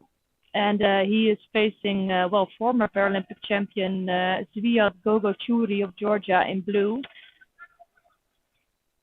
Both of them were active in the under 100 kilogram category, but both moved up since the 100 kilogram is gone now. And they're starting right away with Kelly starts right away with Sutami. And he's quite a complete judoka, so he will try to do some tachiwaza, but he's best in newaza. I think all athletes have to really take care of him in newaza and just basically trying to escape that.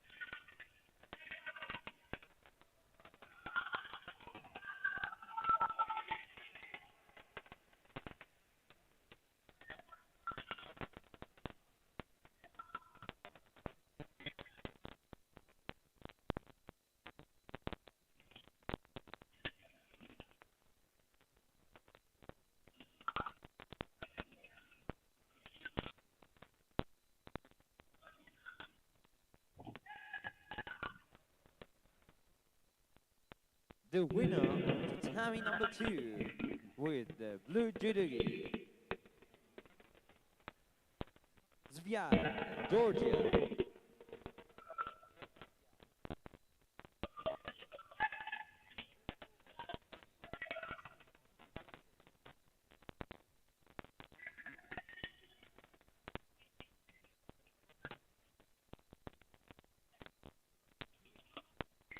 The winner on tatami number 3 with the white judogi, Otipov, Kazakhstan. The next contest on tatami number 3 with the white judogi, Anastasia, Ukraine. With the blue judogi, Kristilla Giuseppe, USA.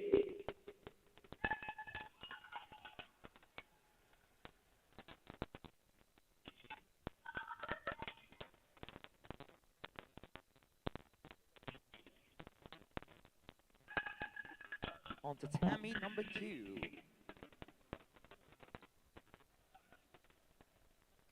with the white judogi, Sergio, Brazil.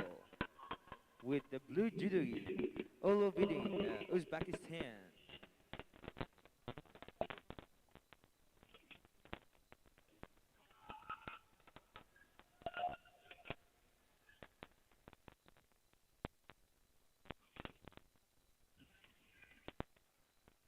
The winner on tatami number 1 with the blue judogi, Nazarenko, Ukraine.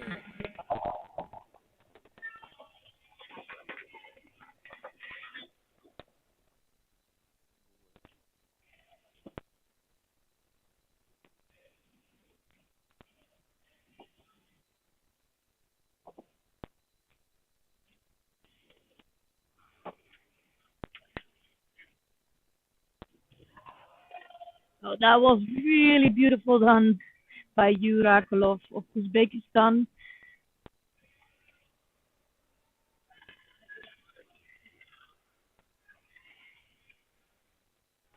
And beating Junior here, Sergio Junior. I've seen him so many times yet, but Yurakulov for sure I've seen around. And he is the second one to reach the final here today.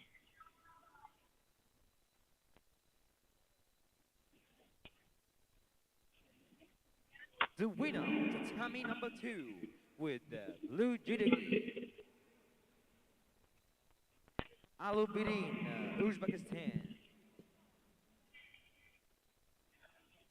The winner on tatami number 3 with the white judogi, Anastasia, Ukraine.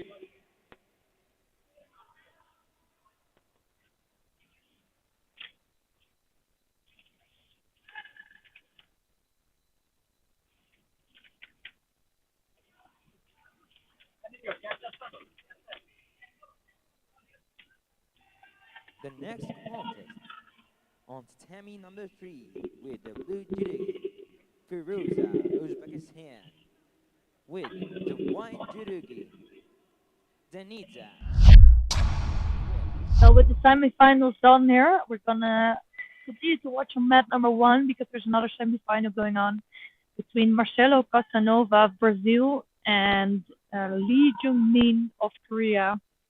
So it's Casanova in white judogi and Lee in blue. So Lee is looking quite strong today. He beat Galilov in the first round and Malloy in the second. So he's doing really well. And then Casanova beat Sullivan in the last round, which is also not the least to beat. So Casanova now picking up first Judo here. Or basically going to the ground without getting Lee off balance.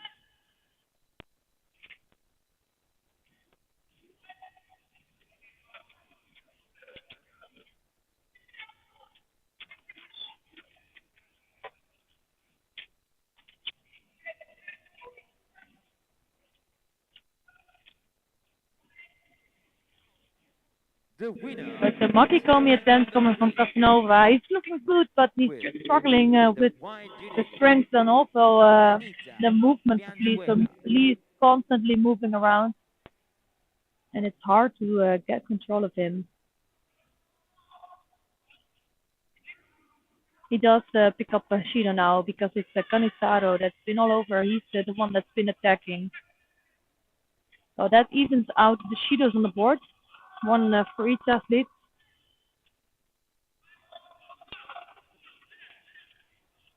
And again, Casanova trying to go for a right-sided Uchimata.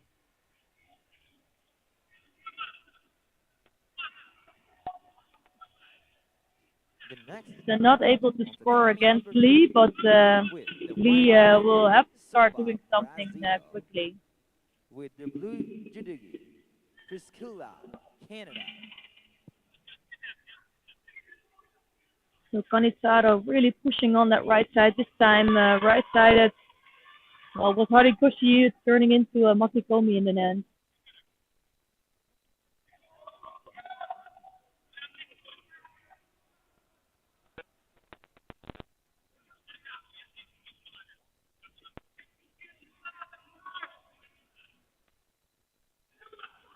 So both athletes make sure they have a good grip again. Lee is not able to control the grip of Casanova the same as he did with, for example, Kalilov. So he has a much harder time than his last contest. And he picks up a second Shida now for being too passive. That's just, well, basically the result of the work of Casanova. Casanova's doing a lot. Maybe you cannot tell so much, but he's putting a lot of pressure on the Kumikata. And he's a strong athlete for sure. This time the technique was a little bit less strong, just falling apart right away.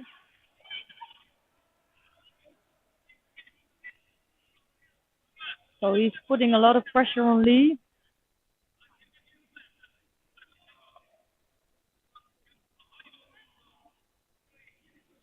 Again, with that right-sided techniques, and it's hard for Lee to really get his own techniques in. And he does need to stay active because otherwise he will pick up the third Shido, which would mean a loss for him in the semifinals.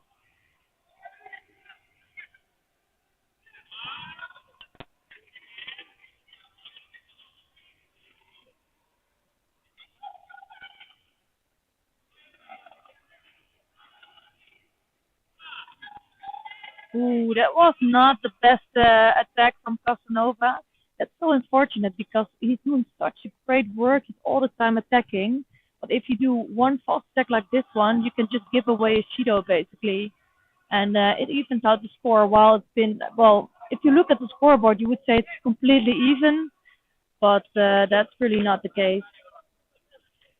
So it's been Casanova that's really controlling his opponent actually, but now it's starting to turn a little bit. So the good attempt from coming from Lee, and Casanova's just starting to look a little bit more tired.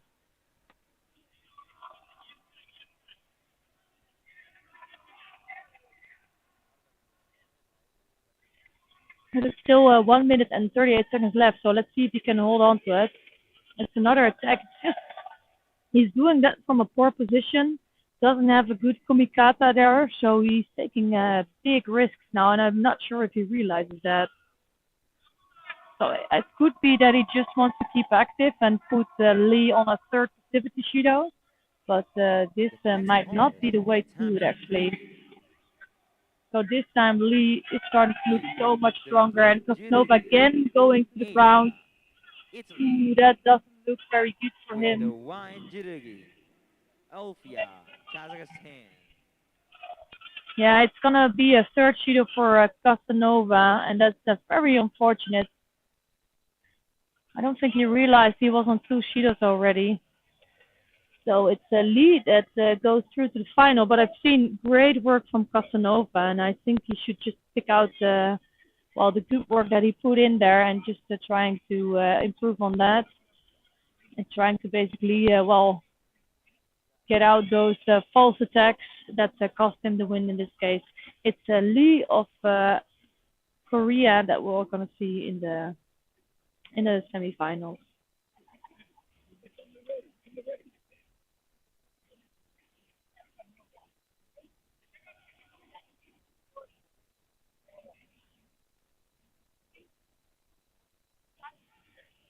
The winner on tatami number 3 with the blue judogi, Asia, Italy.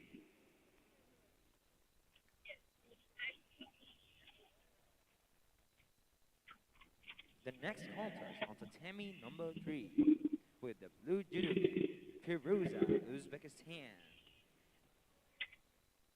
And the white judogi is Anastasia, Ukraine. So on the mat now is Rebecca Silva of Brazil, and she's facing Katie Davis of the United States of America. This is the semifinal of the J2 over 70 kilogram athletes. Silva is the clear favorite here, throwing over her opponent with the Vasari score. And let's see if she can hold on to that. She just needs to hold on for a little bit longer to beat her opponent in the opening seconds of this contest. So we're going to see Rebecca Silva fight for the gold later today.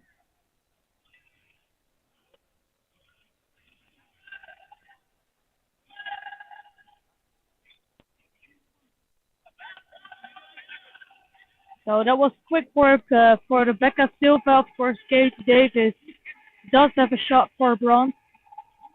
We will see her later today in the final block.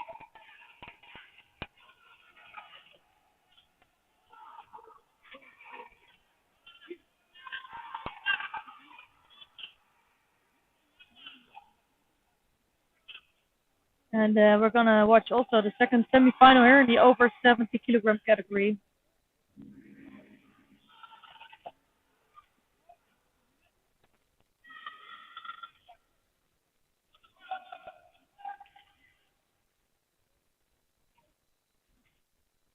So I would be really interested to see a contest between Carolina Costa of Italy, the number 2 seed, and Rebecca Silva of Brazil. But in order for that to happen, Carolina Costa will need to defeat Wang Ping of China. So it's Costa here in the white judogi and Wang in the blue.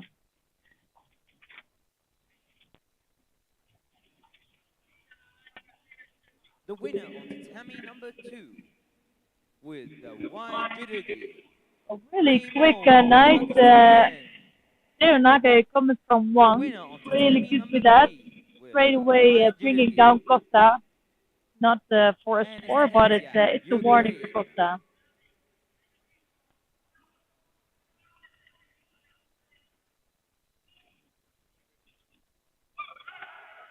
So I think Silva and Costa have quite similar styles. Both have the typical makikomi movement that heavyweights often have them followed up with the osaikumi. So you see many of them, those contests end up in that. Here is another Yoko Tominake attempt from Wang, but she's not even able to move Costa. Of course, there's also clear that it's quite a big weight difference in this contest. So Costa is a taller one, and I think she has a little bit more kilos. So the only thing that Wang can do really well here is trying to keep moving and not really get under the pressure of Costa. This time Costa is working in waza, trying to strangle Wang. And I think she's quite close there. Really putting on pressure to Wang, but not being able to score a nippon here. So first real threat to Wang here.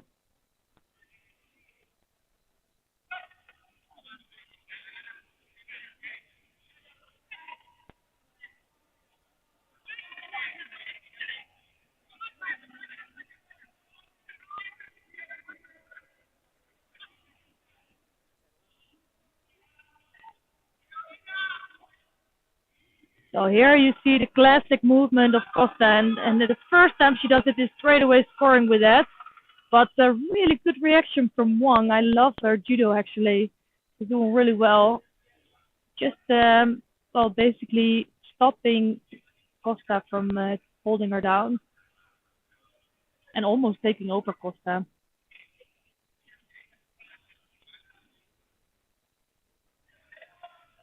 So it's a Rosario on the board now, and we see the first real action from Costa in this contest, and it's right away it's a Rosario score. And here you can see that's why she is so dangerous.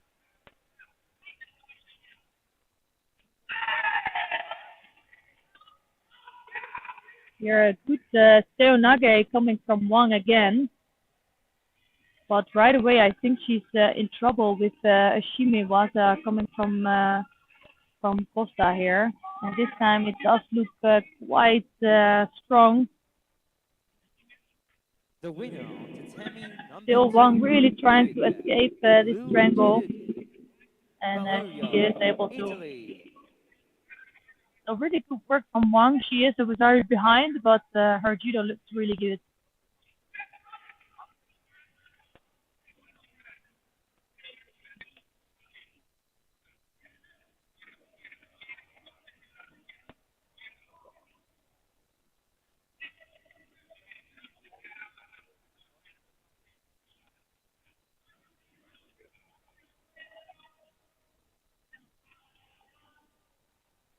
So as long as one can stay out of the control of Costa, she does have a real shot. And again, it's an attempt by Wang, but well, quite easily pushed over by Costa. With the blue Costa is just physically too strong for Wang during this contest. With the white judo, Alana, Brazil.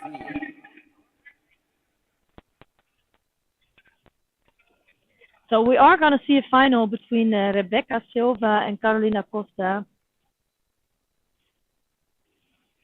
So that is going to be interesting. Number 1 with the white judo, Costa, Italy.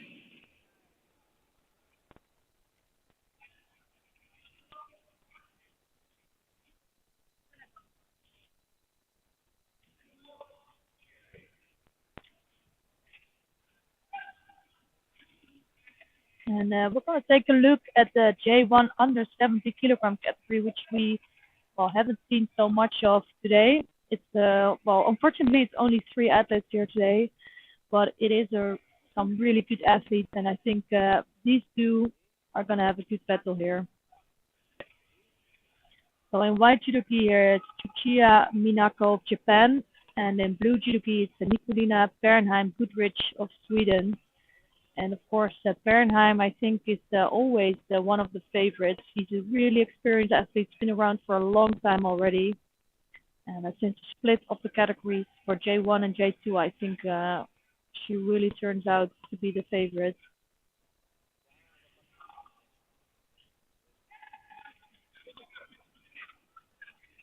So she was an athlete in the 63 kilogram category always, but of course that doesn't exist anymore. So she moved up to the 70s and immediately started to find her way. She was absent for around 2 years, but came back last year and being really dangerous to all of her opponents.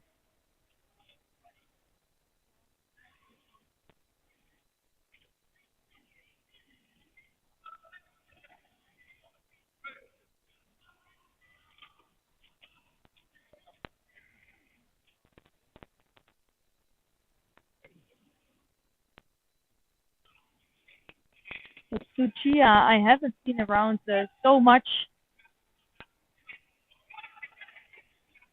And let's see what she can do against Bernheim.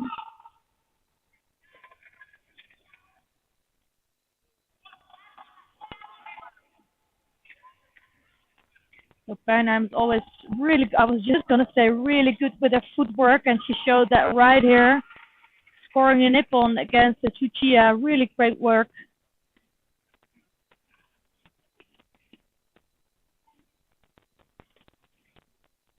And taking a good win here today during this IBDA Judo Grand Prix, Borj Ellerop. Of course, we won't have a final block for this weight category. That's also the case for some other weight categories, but most of them we will see back during the final block.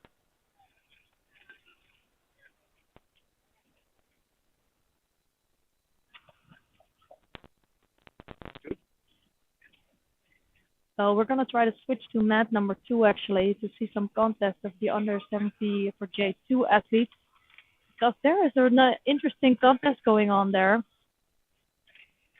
But let's wait until we really see that one. So here it is. Actually, it's Alana Maldonado of Brazil in the white judo gi, and she is facing Wang Ju of China in blue. And why this one is so interesting is because Maldonado is reigning the 70 kilogram category for a long time now. And here she's really trying to strangle Wang, and Wang is in trouble, just barely getting out of that. There's still 1 minute and 26 seconds left on the clock, and you can see on the gold back patch it's Maldonado's the current Paralympic champion, but Wang moved up from the 63 since that is not existing anymore. And Wang is a really, really good athlete. She picked up, I think, a bronze medal on both the World Championships and the Paralympic Games in her former weight category. So for sure, this is going to be an interesting battle, not only today, but in the coming year up until the Paralympic Games of Paris. And that's going to take place next year. I think this is the first time that Maldonado looks more like she is in a threat. It's also a left against left situation, while I think Maldonado is mostly facing opponents that are right-handed, and she can control them much better than that she does with Wang.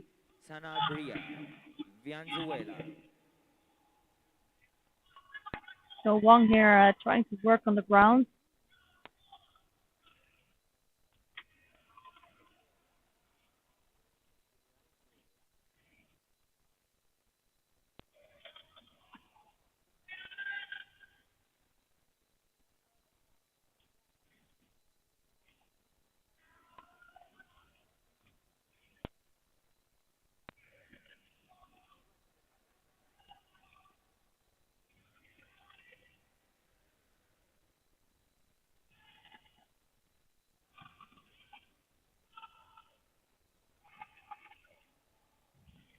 So 30 seconds left only in this contest, and if nothing changes, we're likely to be seeing a golden score here. Blue Judogi. Hossein Khan, Uzbekistan, with the white Judogi. So the last time we actually saw Maldonado lose out, this was against Lenia Ruvalcaba, former Paralympic champion of Mexico, and she hasn't been around since then. So I am really curious to see if somebody can beat Maldonado in the future, and if it's someone, I think it's Wang that has the favorite spot for that now.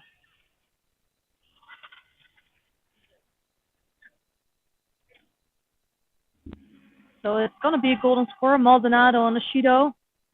And it's really the first time that I see her threatened in a contest.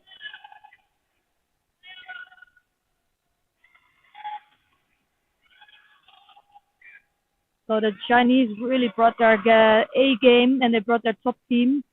Also in the 57, they will have somebody in the finals here today. So the women are really strong.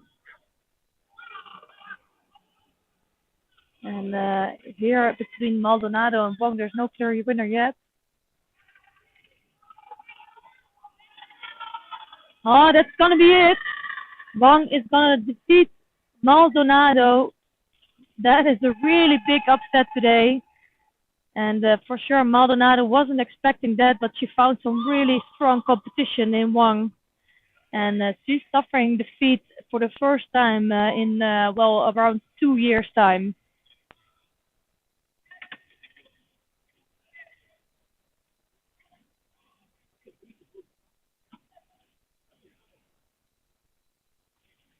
The winner on tatami number 3 with the white Judogi.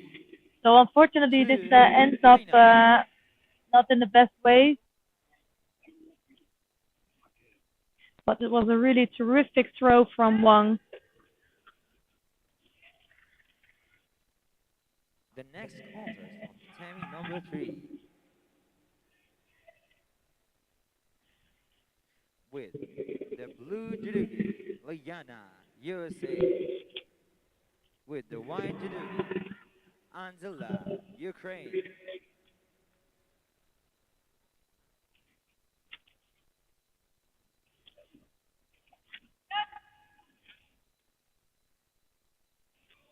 So let's hope for Maldonado that she can just stand up and that it's not an injury for her and that she can just continue this competition. It's a big upset for her as well mentally after really reigning this category for a long period, but she found her match.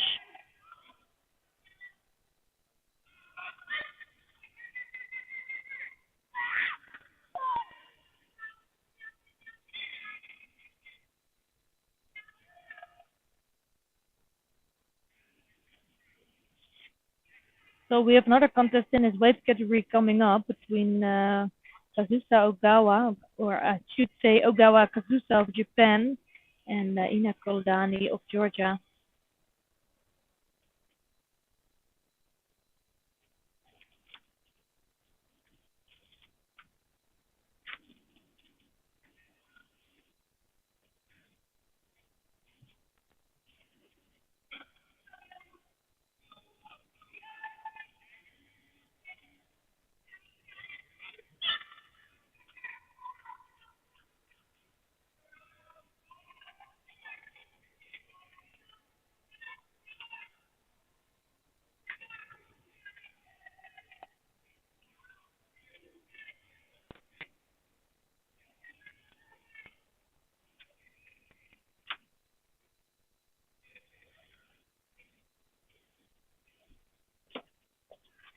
So here we have Ogawa Kazusa of Japan in the white judogi, and she's facing current silver medalist of the Paralympic Games, Ina Koldani of Georgia.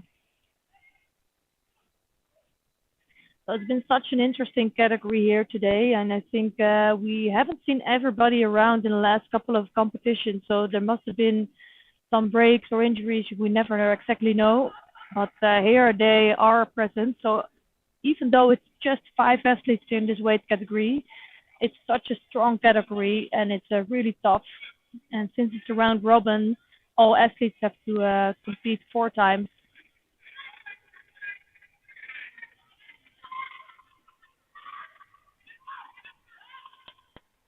It's the first good left attempt coming from Ogawa. I don't think Koldani actually has her best day today, so she lost out to Maldonado and Husainova, which happen to be both happen to be Paralympic champions. But with that said, I have seen her perform better also during these contests, so I don't think she's in top shape yet. But still, let's see if she is able to pick up a bronze medal here today, or maybe even better, because we don't know what's going to happen with the other contests.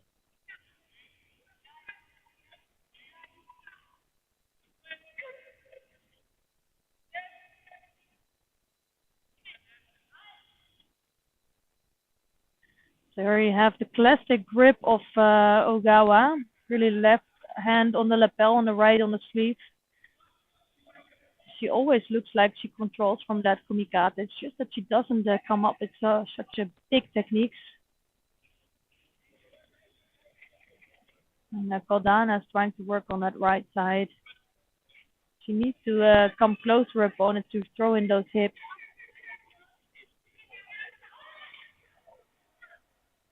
Oh, that was an interesting one. So Ogawa really coming in for that technique, but Koldani taking over.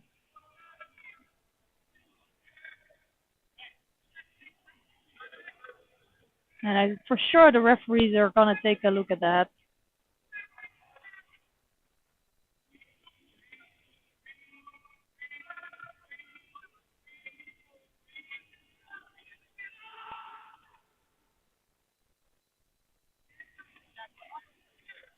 So the supervisors on the side, they're really taking a good look of, well, who basically initiated the attack, who fell first on their back. So that all makes a difference.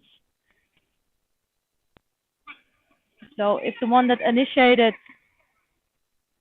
has enough control and the other one falls on the back, so then it cannot be a score for Koldani actually. But let's see what they're going to decide.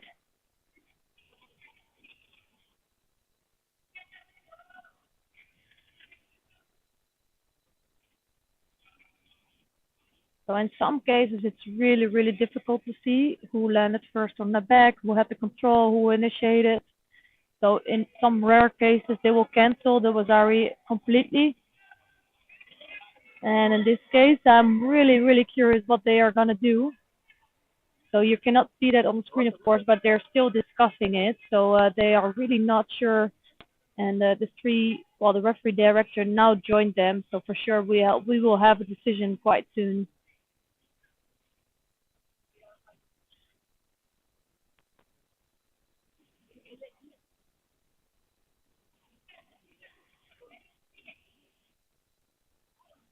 So they can really stop the images in the side. They can take some slow motion.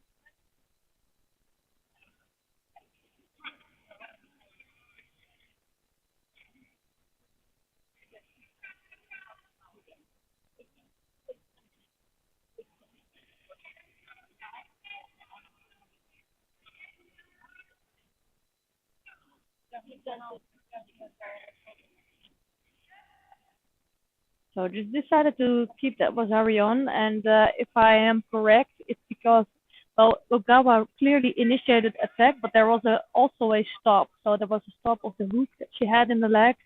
She was going for an Ouchigari, and then she stopped really briefly. And in that moment, Kodani started her takeover, so that counted as as another attack.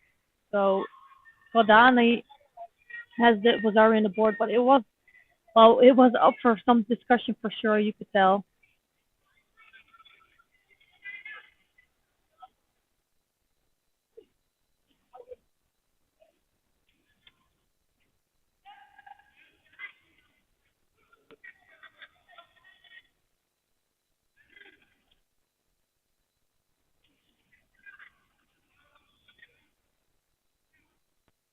So Kodani now trying to get closer with the right hand far over the back of Ogawa. She's putting the pressure on Ogawa, but she's still struggling there. And I'm interested to see from her if she can really change the direction quickly, because I think Ogawa is really trying to move in one direction.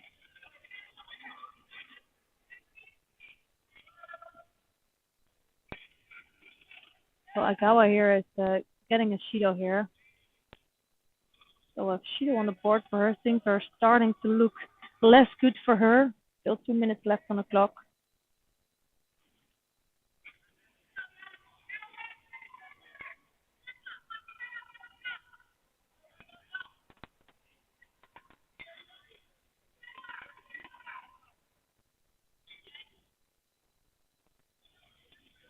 So again, it's a really strong right against left hand. So Kaldani is really right-handed.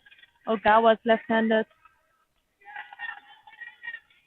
So they have trouble to really get close to one another.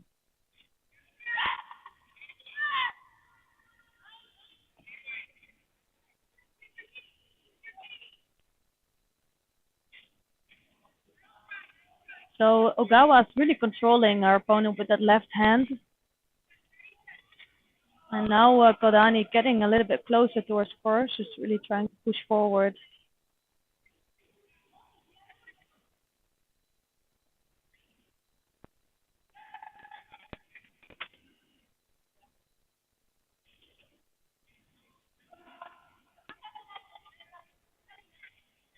So both athletes make sure to have a good grip again. I think every contest almost in this category has been really tight. And not much Ippon scores here. So that shows a little bit how close they are to each other.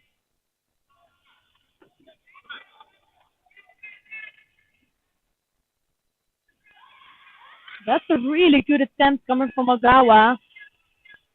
Really close to scoring actually, and Banana probably then just didn't land enough on her side.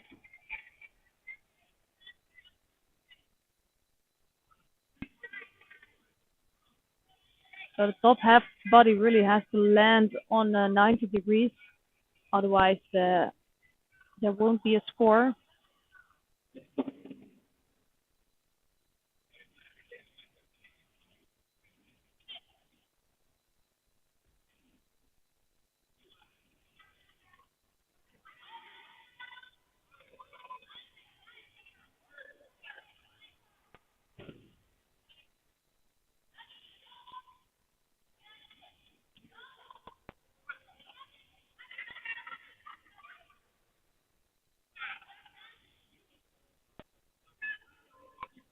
So just 29 seconds The left to really try to winner get of the back Tammy number from this one for Ogawa. with And it's the Kaldani blue who's taking the judogi, lead. She needs to control her Mongol opponent for the next 30 white seconds.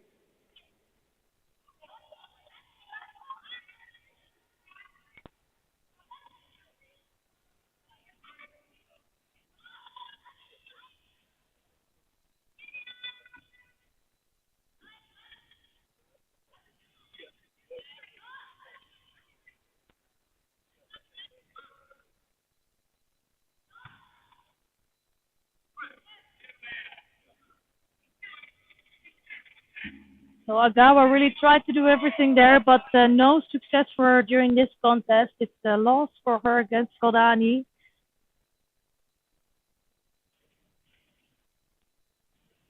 And Kaldani still has a chance of winning a medal today. The only thing I'm curious about is Maldonado, if we're going to see her back, if she didn't get injured. Hopefully not. Hopefully we'll see her back in another contest. The winner of the Tammy number 3 with the white judogi, Harvey Spivak, Ukraine.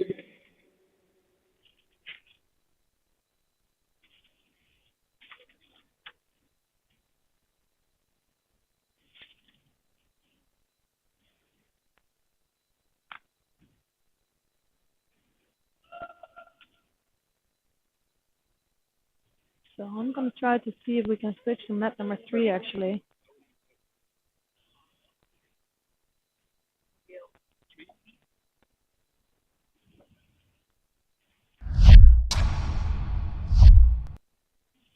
So for sure we're going to have an interesting contest over here. It's going to be the Next semi-finals of the contest, over 90 Tammy kilogram number 3 for J1 athletes.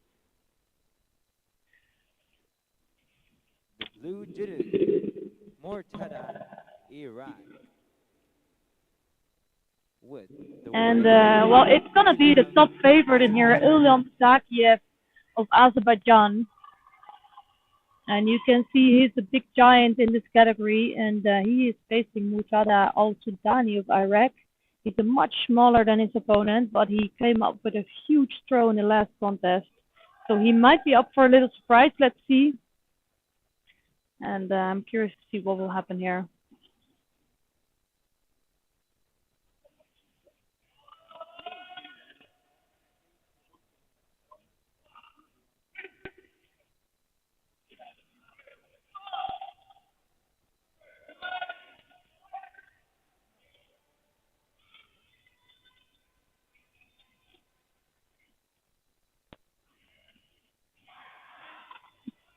So the first attack here is for Al-Sultani, coming in with a low drop Seonage.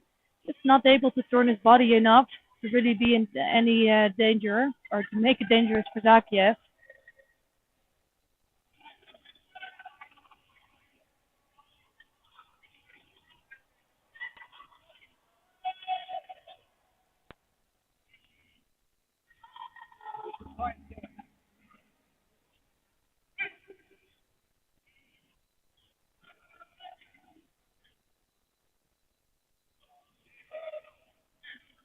So it's another attempt coming from Al-Sultani, but here you can see the clear difference in strength.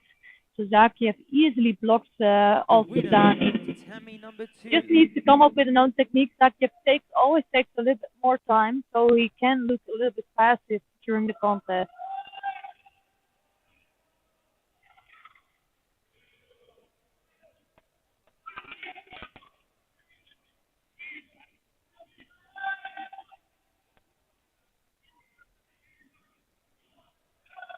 So it's another technique coming from Al-Sultani, but now a first good Sutami coming from Zakiev, and straight away he scores a Wazari with that. And he's holding down Al-Sultani, and it actually doesn't look like Al-Sultani really is going anywhere. So it's really another good win for Zakiev. I don't think he was in real danger yet today, but he still has one more fight to fight, and that will be the final of the over 90 kilogram category.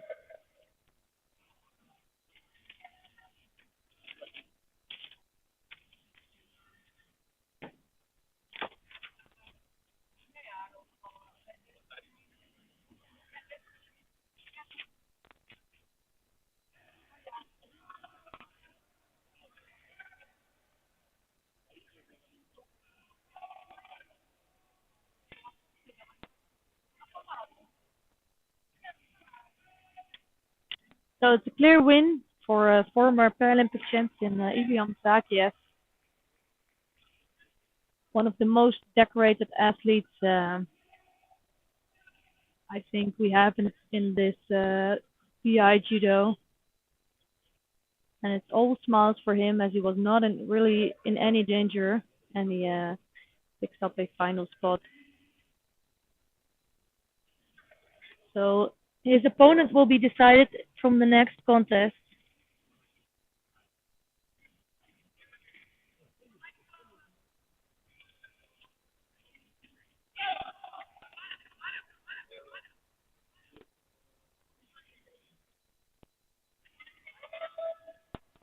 So I think the athletes are coming onto the mat quite soon now.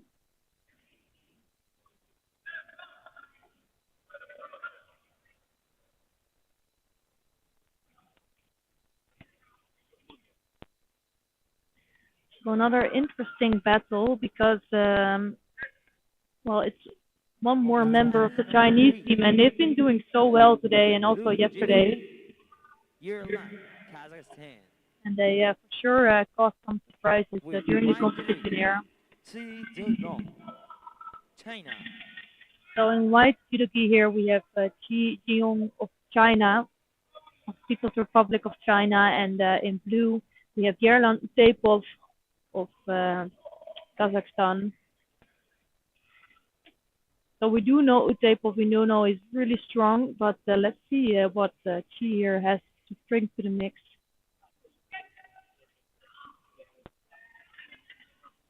So straight away Utepov is coming up with some Sutami attempts. The thing that Utepov really is missing is a strong kumikata. So as soon as he attacks, he loses his kumikata, and that's why his attacks are all not so dangerous. So for sure he can put a lot of pressure on his opponent, and he's a good athlete, but if he can improve that, he will be one of the strongest of the field.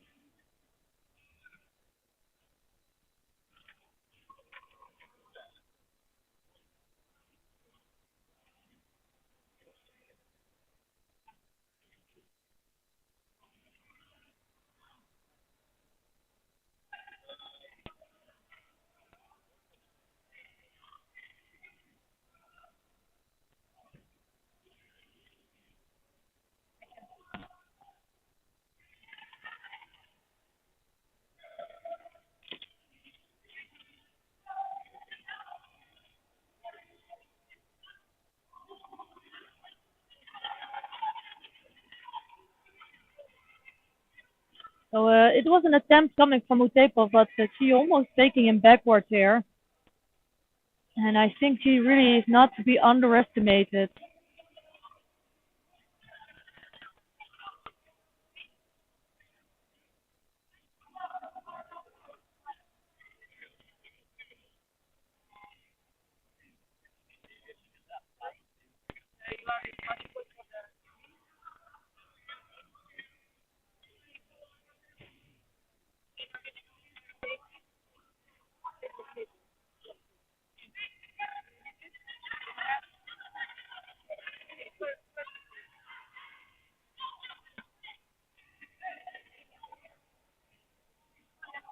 So the referee calls the mate already, and I think she wanted some more time to work in Iwaza here.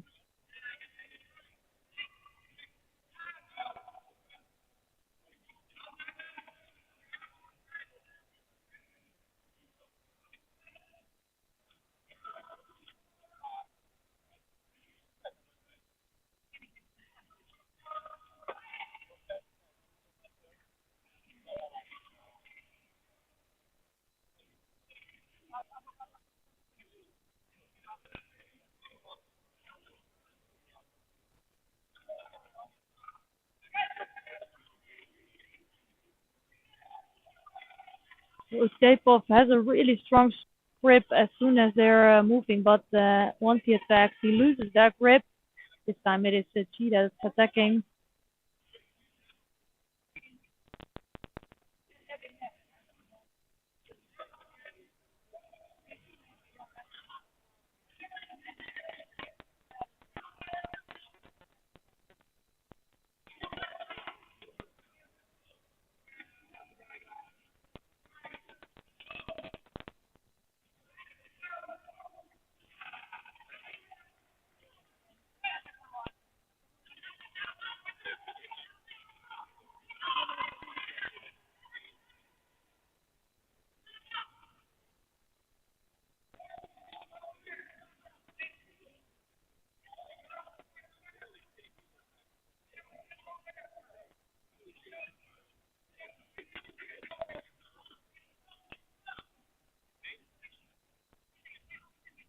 But still, it's no scores on the board. It's still 2.5 minutes left to go. So it's more than half the contest time is still left.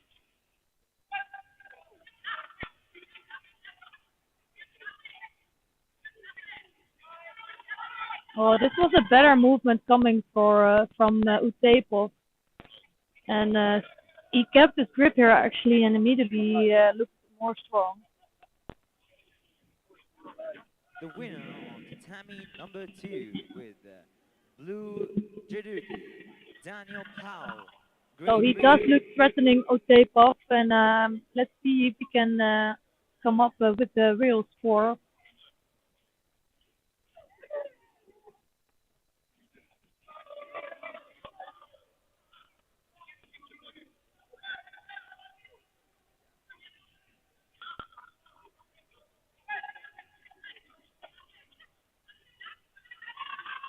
Ooh, that was a really good movement coming from C. Let's see if he has enough to take the score with that.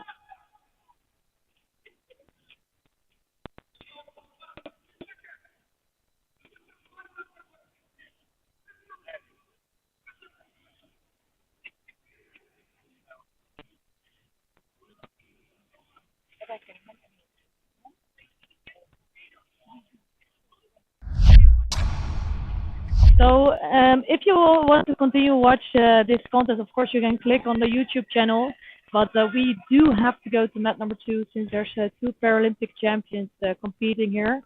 It's the current Paralympic champion of the under 63 against the under 70 kilogram category. So it's really interesting to see what will happen here. We have Kanim Husainova of Azerbaijan facing Alana Maldonado of Brazil.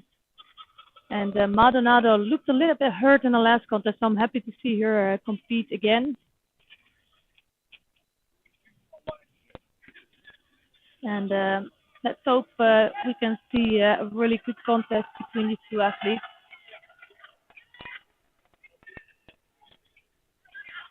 So I think Husainova really needed some time to really get used to this new weight category. She was a real 63 kilogram athlete, but she's starting to look better during each competition.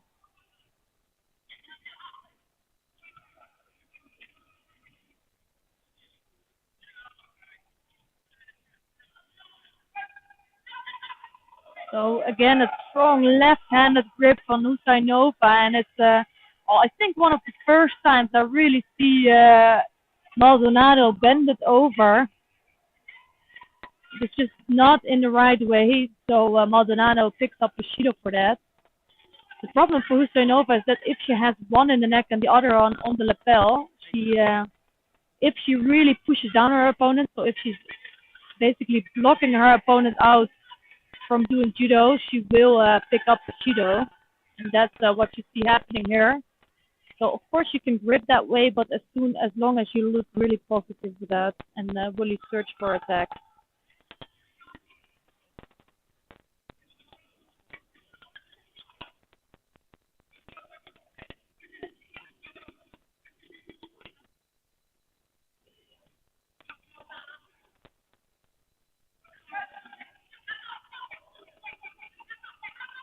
So I think you can clearly tell that Maldonado really likes to fight the right-handed athletes. So she is a left-handed athlete, but now she is facing some athletes that are also left-handed, and that is causing for some more difficulty.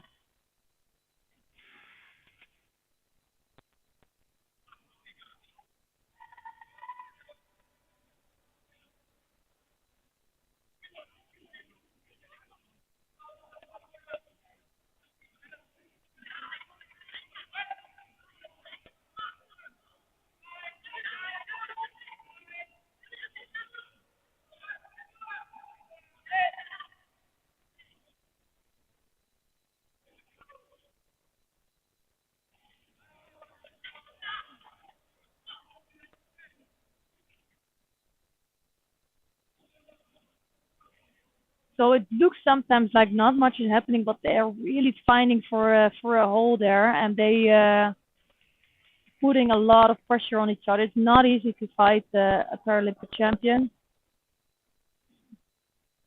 and you can see that they're both really experienced. They don't want to make the The big winner mistake. on tatami And number I think 3 Husainova with did the make a blue little judo, mistake with the grip a Judo little bit earlier. She picked up a Kazakhstan. first Shido for that. And both athletes are picking up a Shido right now. And that is a little bit problematic because for Husainova, because she has two Shidos on the board now.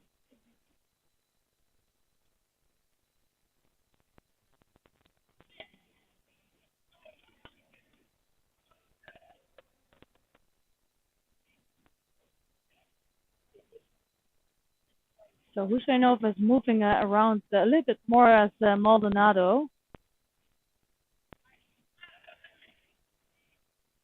And it looks like Maldonado is struggling with her knee here.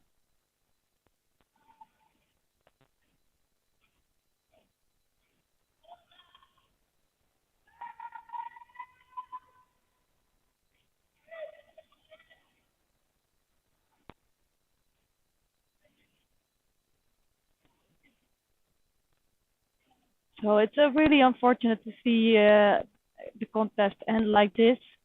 I think Maldonado picked up a little injury, so let's hope it's a little injury. And let's hope we fix her up soon again. But Husainova is actually taking a win here. And I think it was a good contest, and I'm hoping to see them fight again in the future.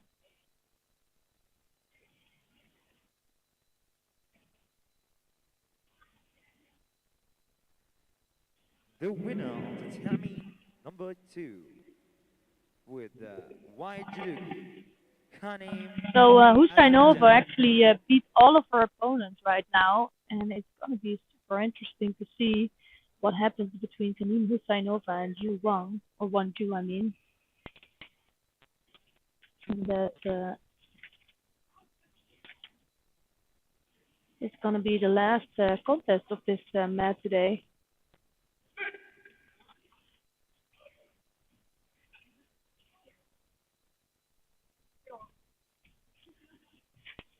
So a good pool this was. The under 70 kilogram, of course, is not finished yet.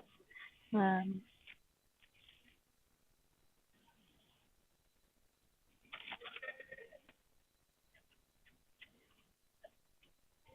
we're going to see another contest in this weight category here.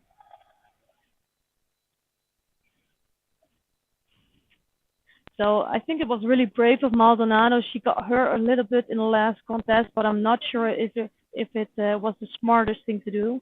So as an athlete, I think you always want to fight and you want to continue, but sometimes the smart thing is to actually not do that. And let's just hope she doesn't pick up a big injury here. So another really interesting contest. Both Paralympic medalists. Just it's that the one did it in the 70 and the other one in the 63 kilogram category. In white judogi here, it's Ina Koldani of Georgia, silver medalist of the last Paralympic Games of the 70 kilogram, and she's facing Wang Ju of China, and she picked up a bronze medal in the last Paralympic Games in the 63 kilogram category. She is a really good athlete. I remember seeing her for the first time, I think, during a The World winner on Championship. tatami Wow, number that was 2 beautifully with the done. white judogi, Great, Shimata. Krasnova, She's on Canada. fire today, beating the Paralympic champion, now throwing over Koldani. So she basically beat both finalists of the last Paralympic Games, and she for sure will be one of the ones to watch.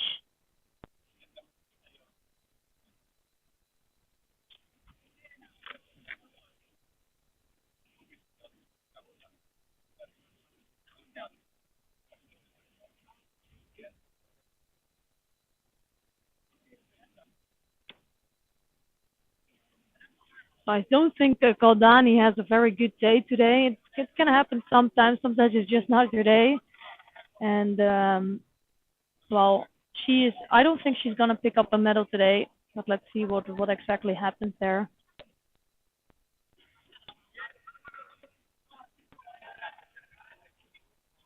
So we do still have some rubber charge contests coming up, and we also have well the end of the under 70 kilogram category to see who's gonna really pick up the gold, the silver, and the bronze. So mat one is already finished today, and we still have fights going on two mats, and it's mostly rubber charge contests.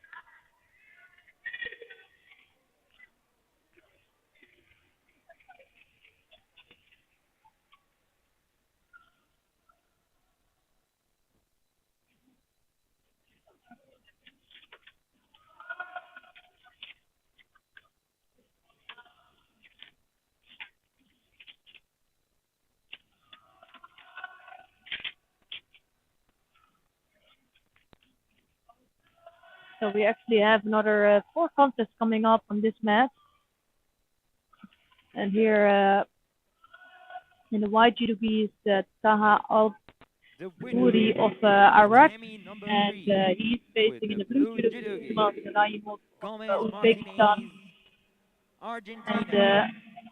Al-Buri just is leading now with the Judo, sorry, with the Vazari score. It's been a long morning, so just a little mix up.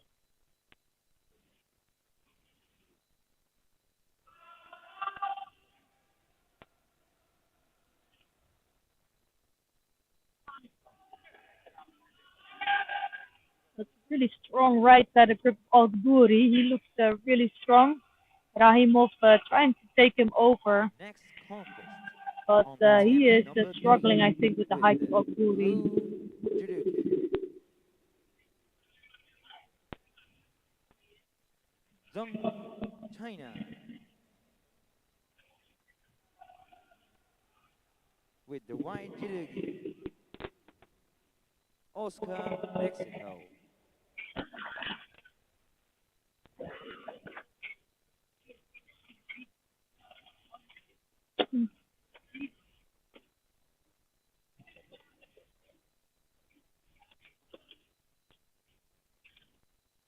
So the referee's making sure that they both have their judogi tidied up, and the athletes both have to stand basically in one line. They cannot stand with one foot in front of the other, and they need to have a grip on both sides. And as soon as the referee is happy with that, they can start the contest.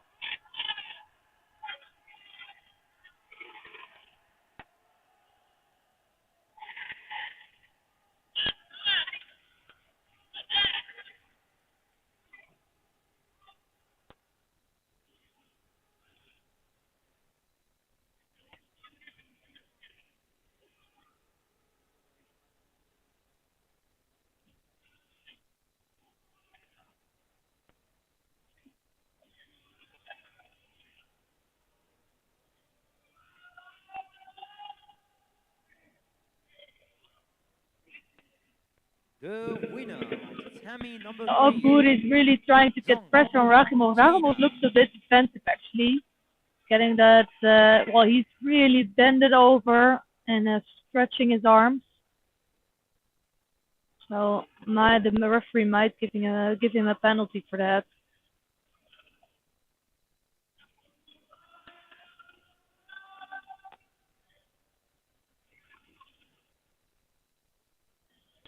Next And he does actually on give him a tatami number penalty. 3 Just holding on with to the belt a little bit the too blue long. judogi, You can see Abdurrahman even before the Al-Jumi. Hajime, he's already bent it over a little bit. With white That's judogi, really not allowed. You have to Daniel, stand up straight, Netherlands. so to really give each other an equal chance of start of the contest. And this is what is the danger of Rahimov. So Rahimov trying to take Al-Buri to his back.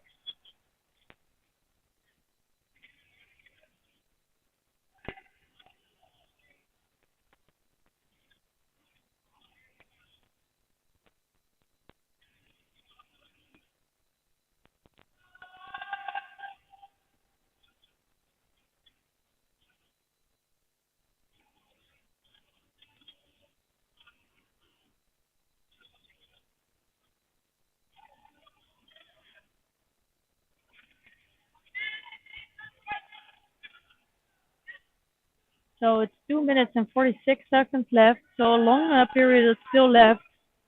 I'm not sure if this we're going to see until the end of this contest. It's well, really can go either way, but Agoburi is the one that looks more strong. But this is the danger of Rasimov, as you can see right here, taking his opponent to the back. So he evens out the score, and that's the danger of Rahimov actually.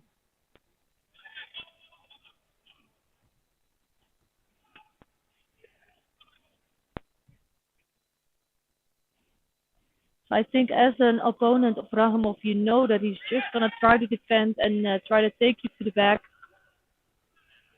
So you cannot really let him get any closer.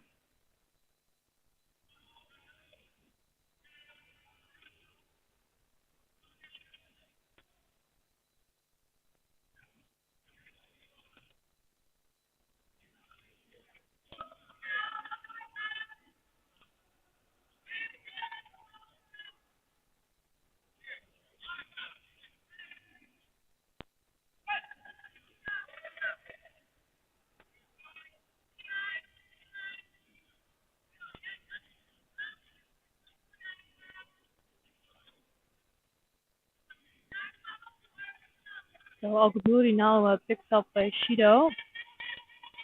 And it's really now a completely even scoreboard. So both athletes have one Shido and also one Lazari on the board.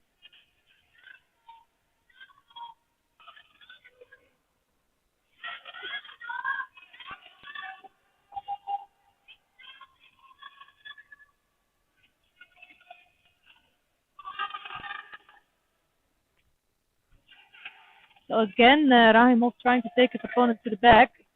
There's not enough control at the moment.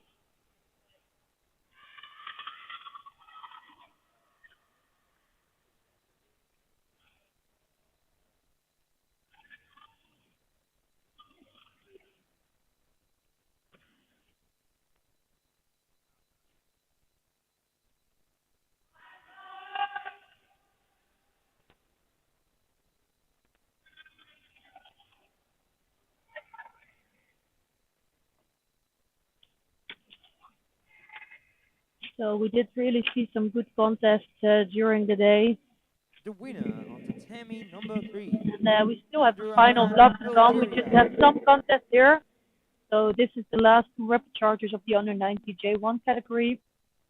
And then we still have two contests of the under 70 kilogram category. Actually, we're just going to have one contest because Alana Maldonado is not competing anymore, unfortunately.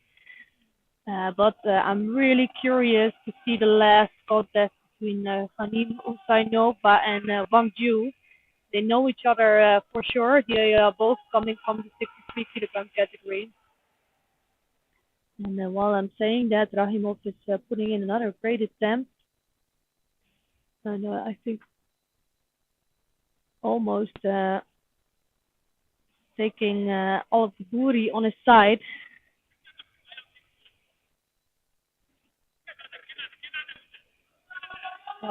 Strong grip of all the booty, but he knows and he feels the danger, I think, of Rahimov getting the hand on the back.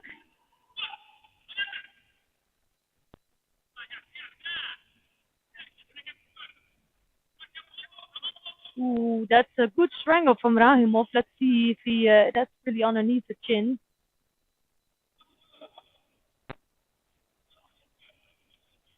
But or it wasn't under the chin, or it was not really progressing. So the referee called a mete then. So 1 minute and 25 seconds left in this really tight contest.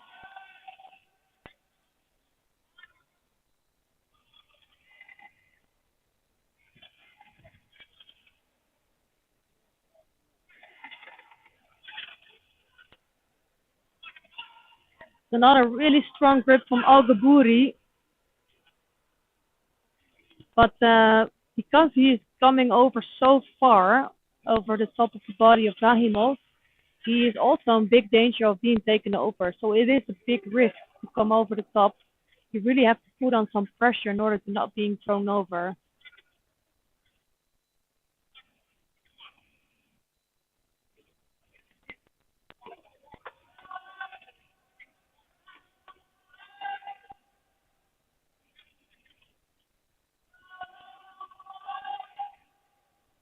So Abduri needs to tidy up his gi again.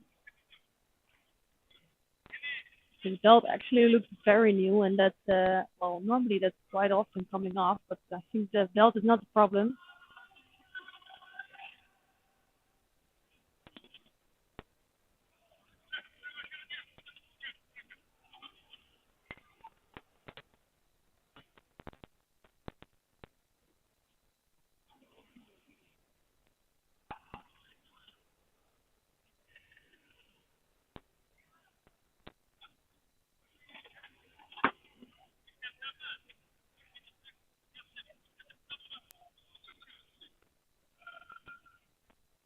So we're almost in the last minute of this contest, and I always jinx it because always when I say it's not gonna be the end of the contest, it's gonna be over soon.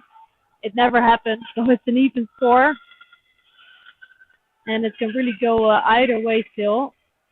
That Rahimov is holding on to the belt really long again, and for sure he will pick up the Shido for that.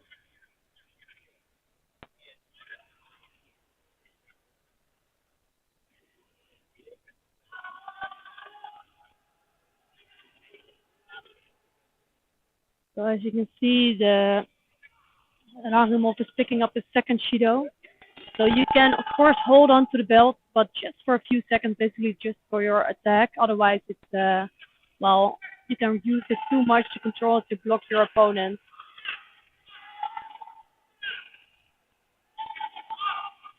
So Agabur is really searching for an entrance here. And that's going to be all it. A nice change of direction of Agabur. He came in, I think, first wanted to go for maybe more Uchimata and then switch direction to the back and throwing over his opponent. Winner for Stammy number 2 with the white. So he still has a shot for a bronze medal.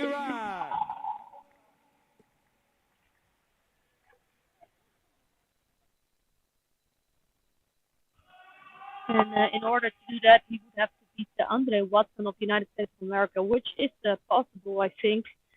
So it's interesting to see who's going to take the win for that bronze medal later.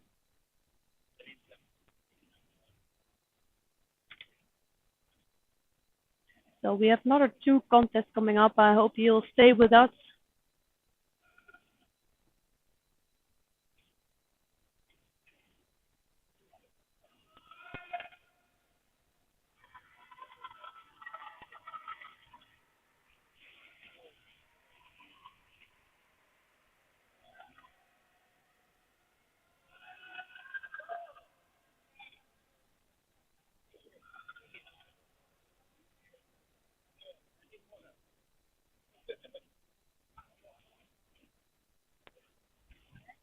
So this is the last contest of the under 90 kilograms category for J1 athletes in the morning block.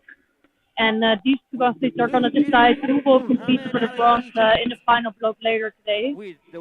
And white judogi here is Valerio Romano Teodori of Italy. And in blue judogi is home favorite Mahmoud Ali of Egypt.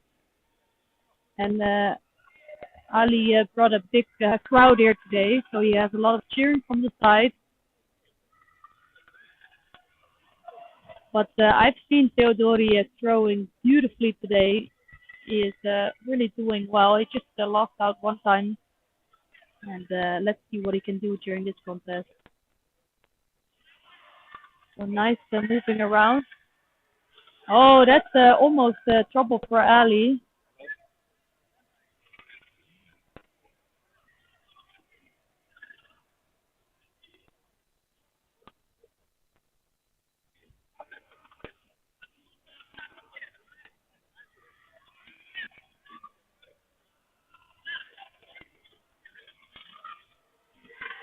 Oh, that's really nicely done. Left Osotogari from Ali.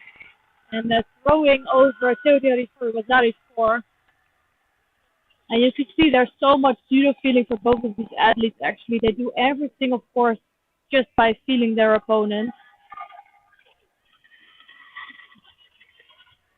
And here it's a counter-attack from Teodori. Nice ball. The ball was a mix between an Ochigari and Ochimata for him.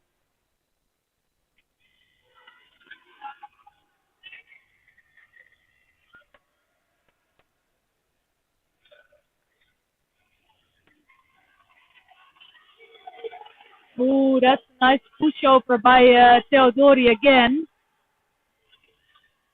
And it evens out the score here, actually. It's Awazari each, and it's a really, really good contest to watch, going either direction, either way.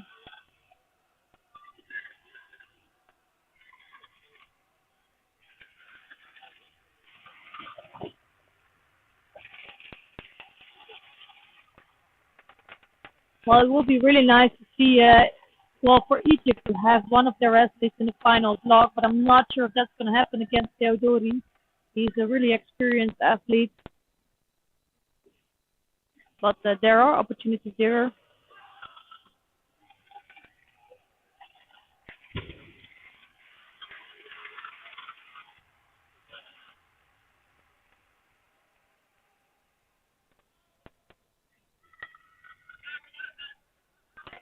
I think actually that was the attack from Ali here, trying to go over with some Seonage, so that's not going to be, it was already for Theodori. There was no control for him whatsoever.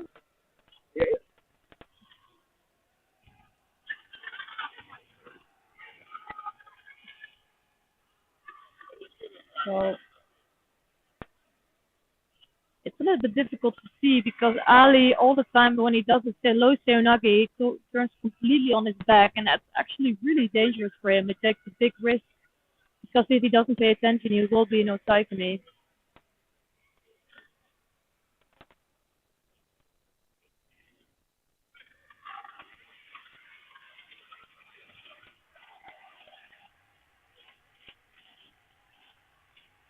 Oh, Osotogari again, coming from Ali, almost scoring a second Wazari.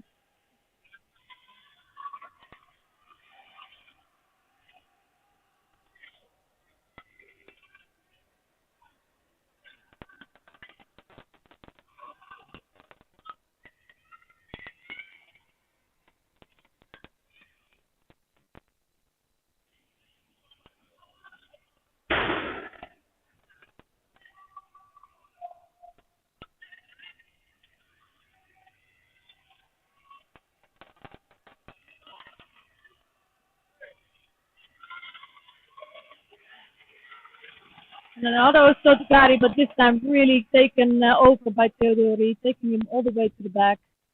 And it's all over for Ali. He did a great job, but he finishes with a 7th place and gets a big applause from the crowd here.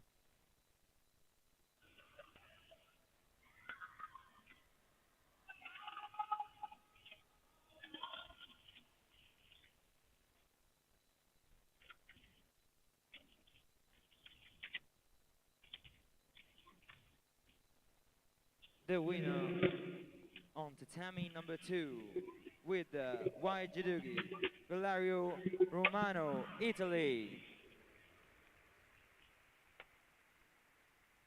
So Theodori will have a shot for the bronze medal in the final block at 3 o'clock today.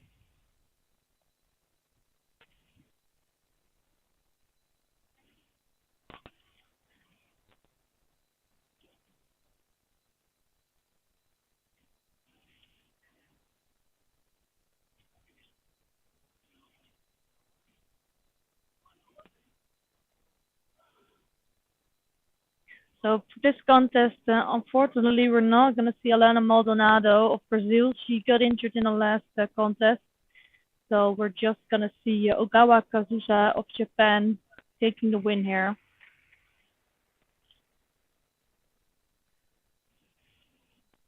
The winner on tatami number 2, Ogawa, Japan.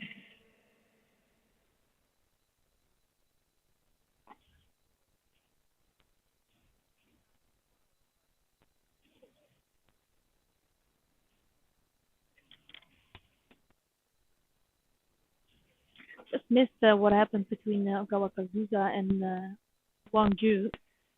Next But one, well, let's say if with Wang the Ju blue wins, then this judogi, is really the final, Borj, the honest China, category. with the white judogi, Kanim, Azerbaijan.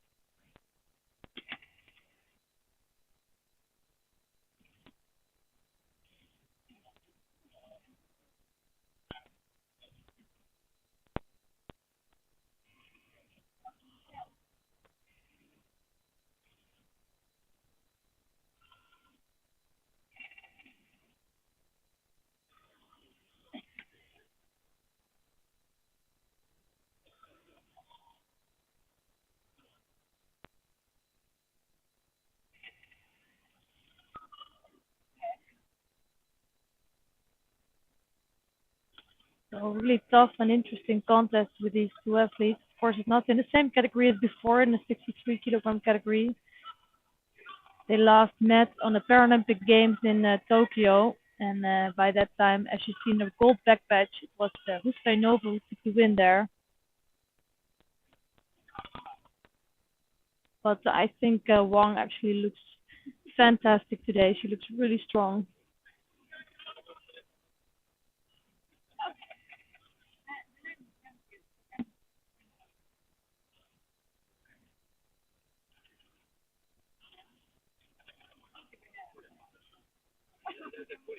Husainova trying to go on that left side and now switching to an armbar on the ground, which is not really threatening Wang.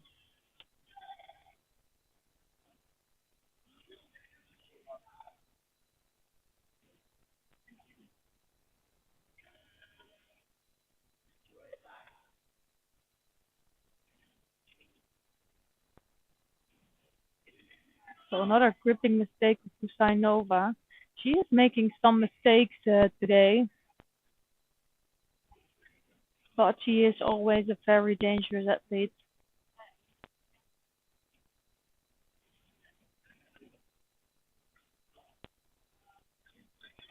So Wang left-sided. Oh, nicely taking over, taking Husainova to the back. I think Wang looks so strong and sharp today, and I think this is a really good weight category for her.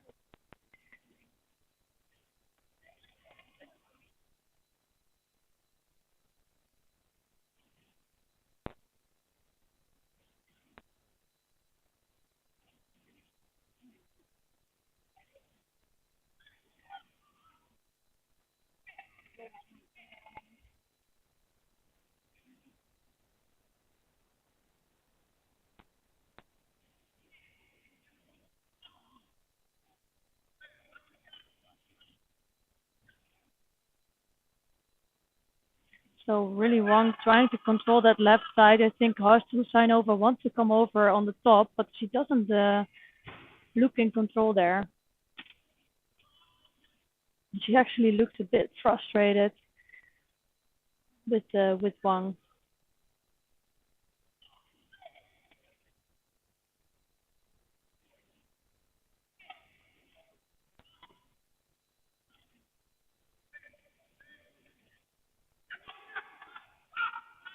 Ooh, that was a good technique as well, and for sure they are gonna check that. And that was going really quickly.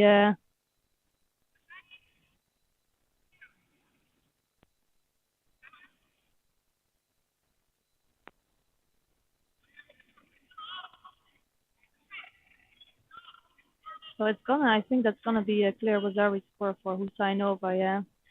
So it was Husainova who taking her to the back. I think Wang trying to take over but not succeeding, and that evens out the score. And here you see the danger of Husainova. She's a big thrower, and even if she is not in the best position, she can try to go for a throw.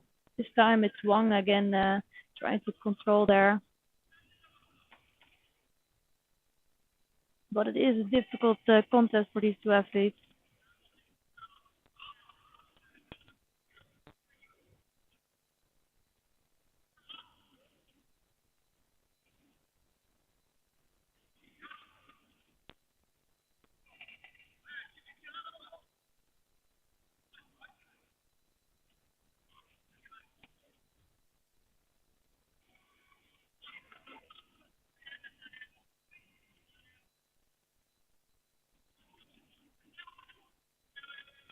Ooh, that was not the best moment for Husainova because Wang was waiting for that. So Husainova trying to come in with Yoko Toshi, but almost pushed back by Wang.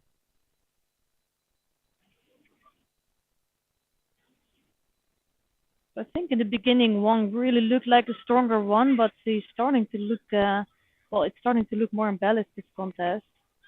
And I think it's also due with some confidence that Husainova got from the Wazaris who scored a little bit earlier in the contest.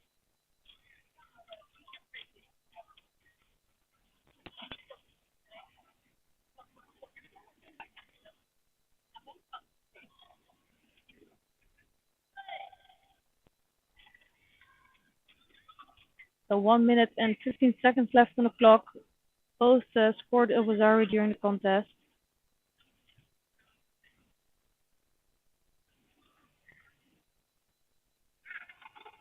And here it's the danger of Husainova again. I think one just thought she threw over Husainova, but I'm not sure if that was enough for Ilvazari's score here.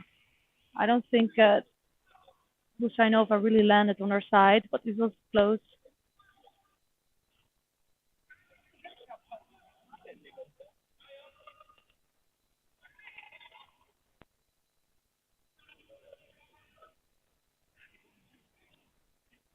So Wang really looking and searching for an entrance there. I'm hoping to see one of her Uchimatas because she's so really good at that.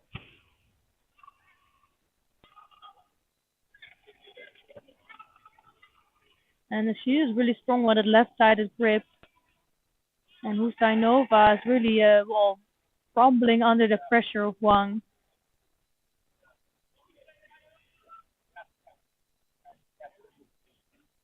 The thing what's interesting is she's just picked up her second Judo for being overly defensive, but she still is dangerous, even if she is coming from a position that you won't give her much anymore. She can still score. Here again, coming far over the top, and if she does it, it's exactly what I said. She's so dangerous. She just needs one moment to come over top, and she is beating Wang again. And I really didn't expect that, but that's really, really well done.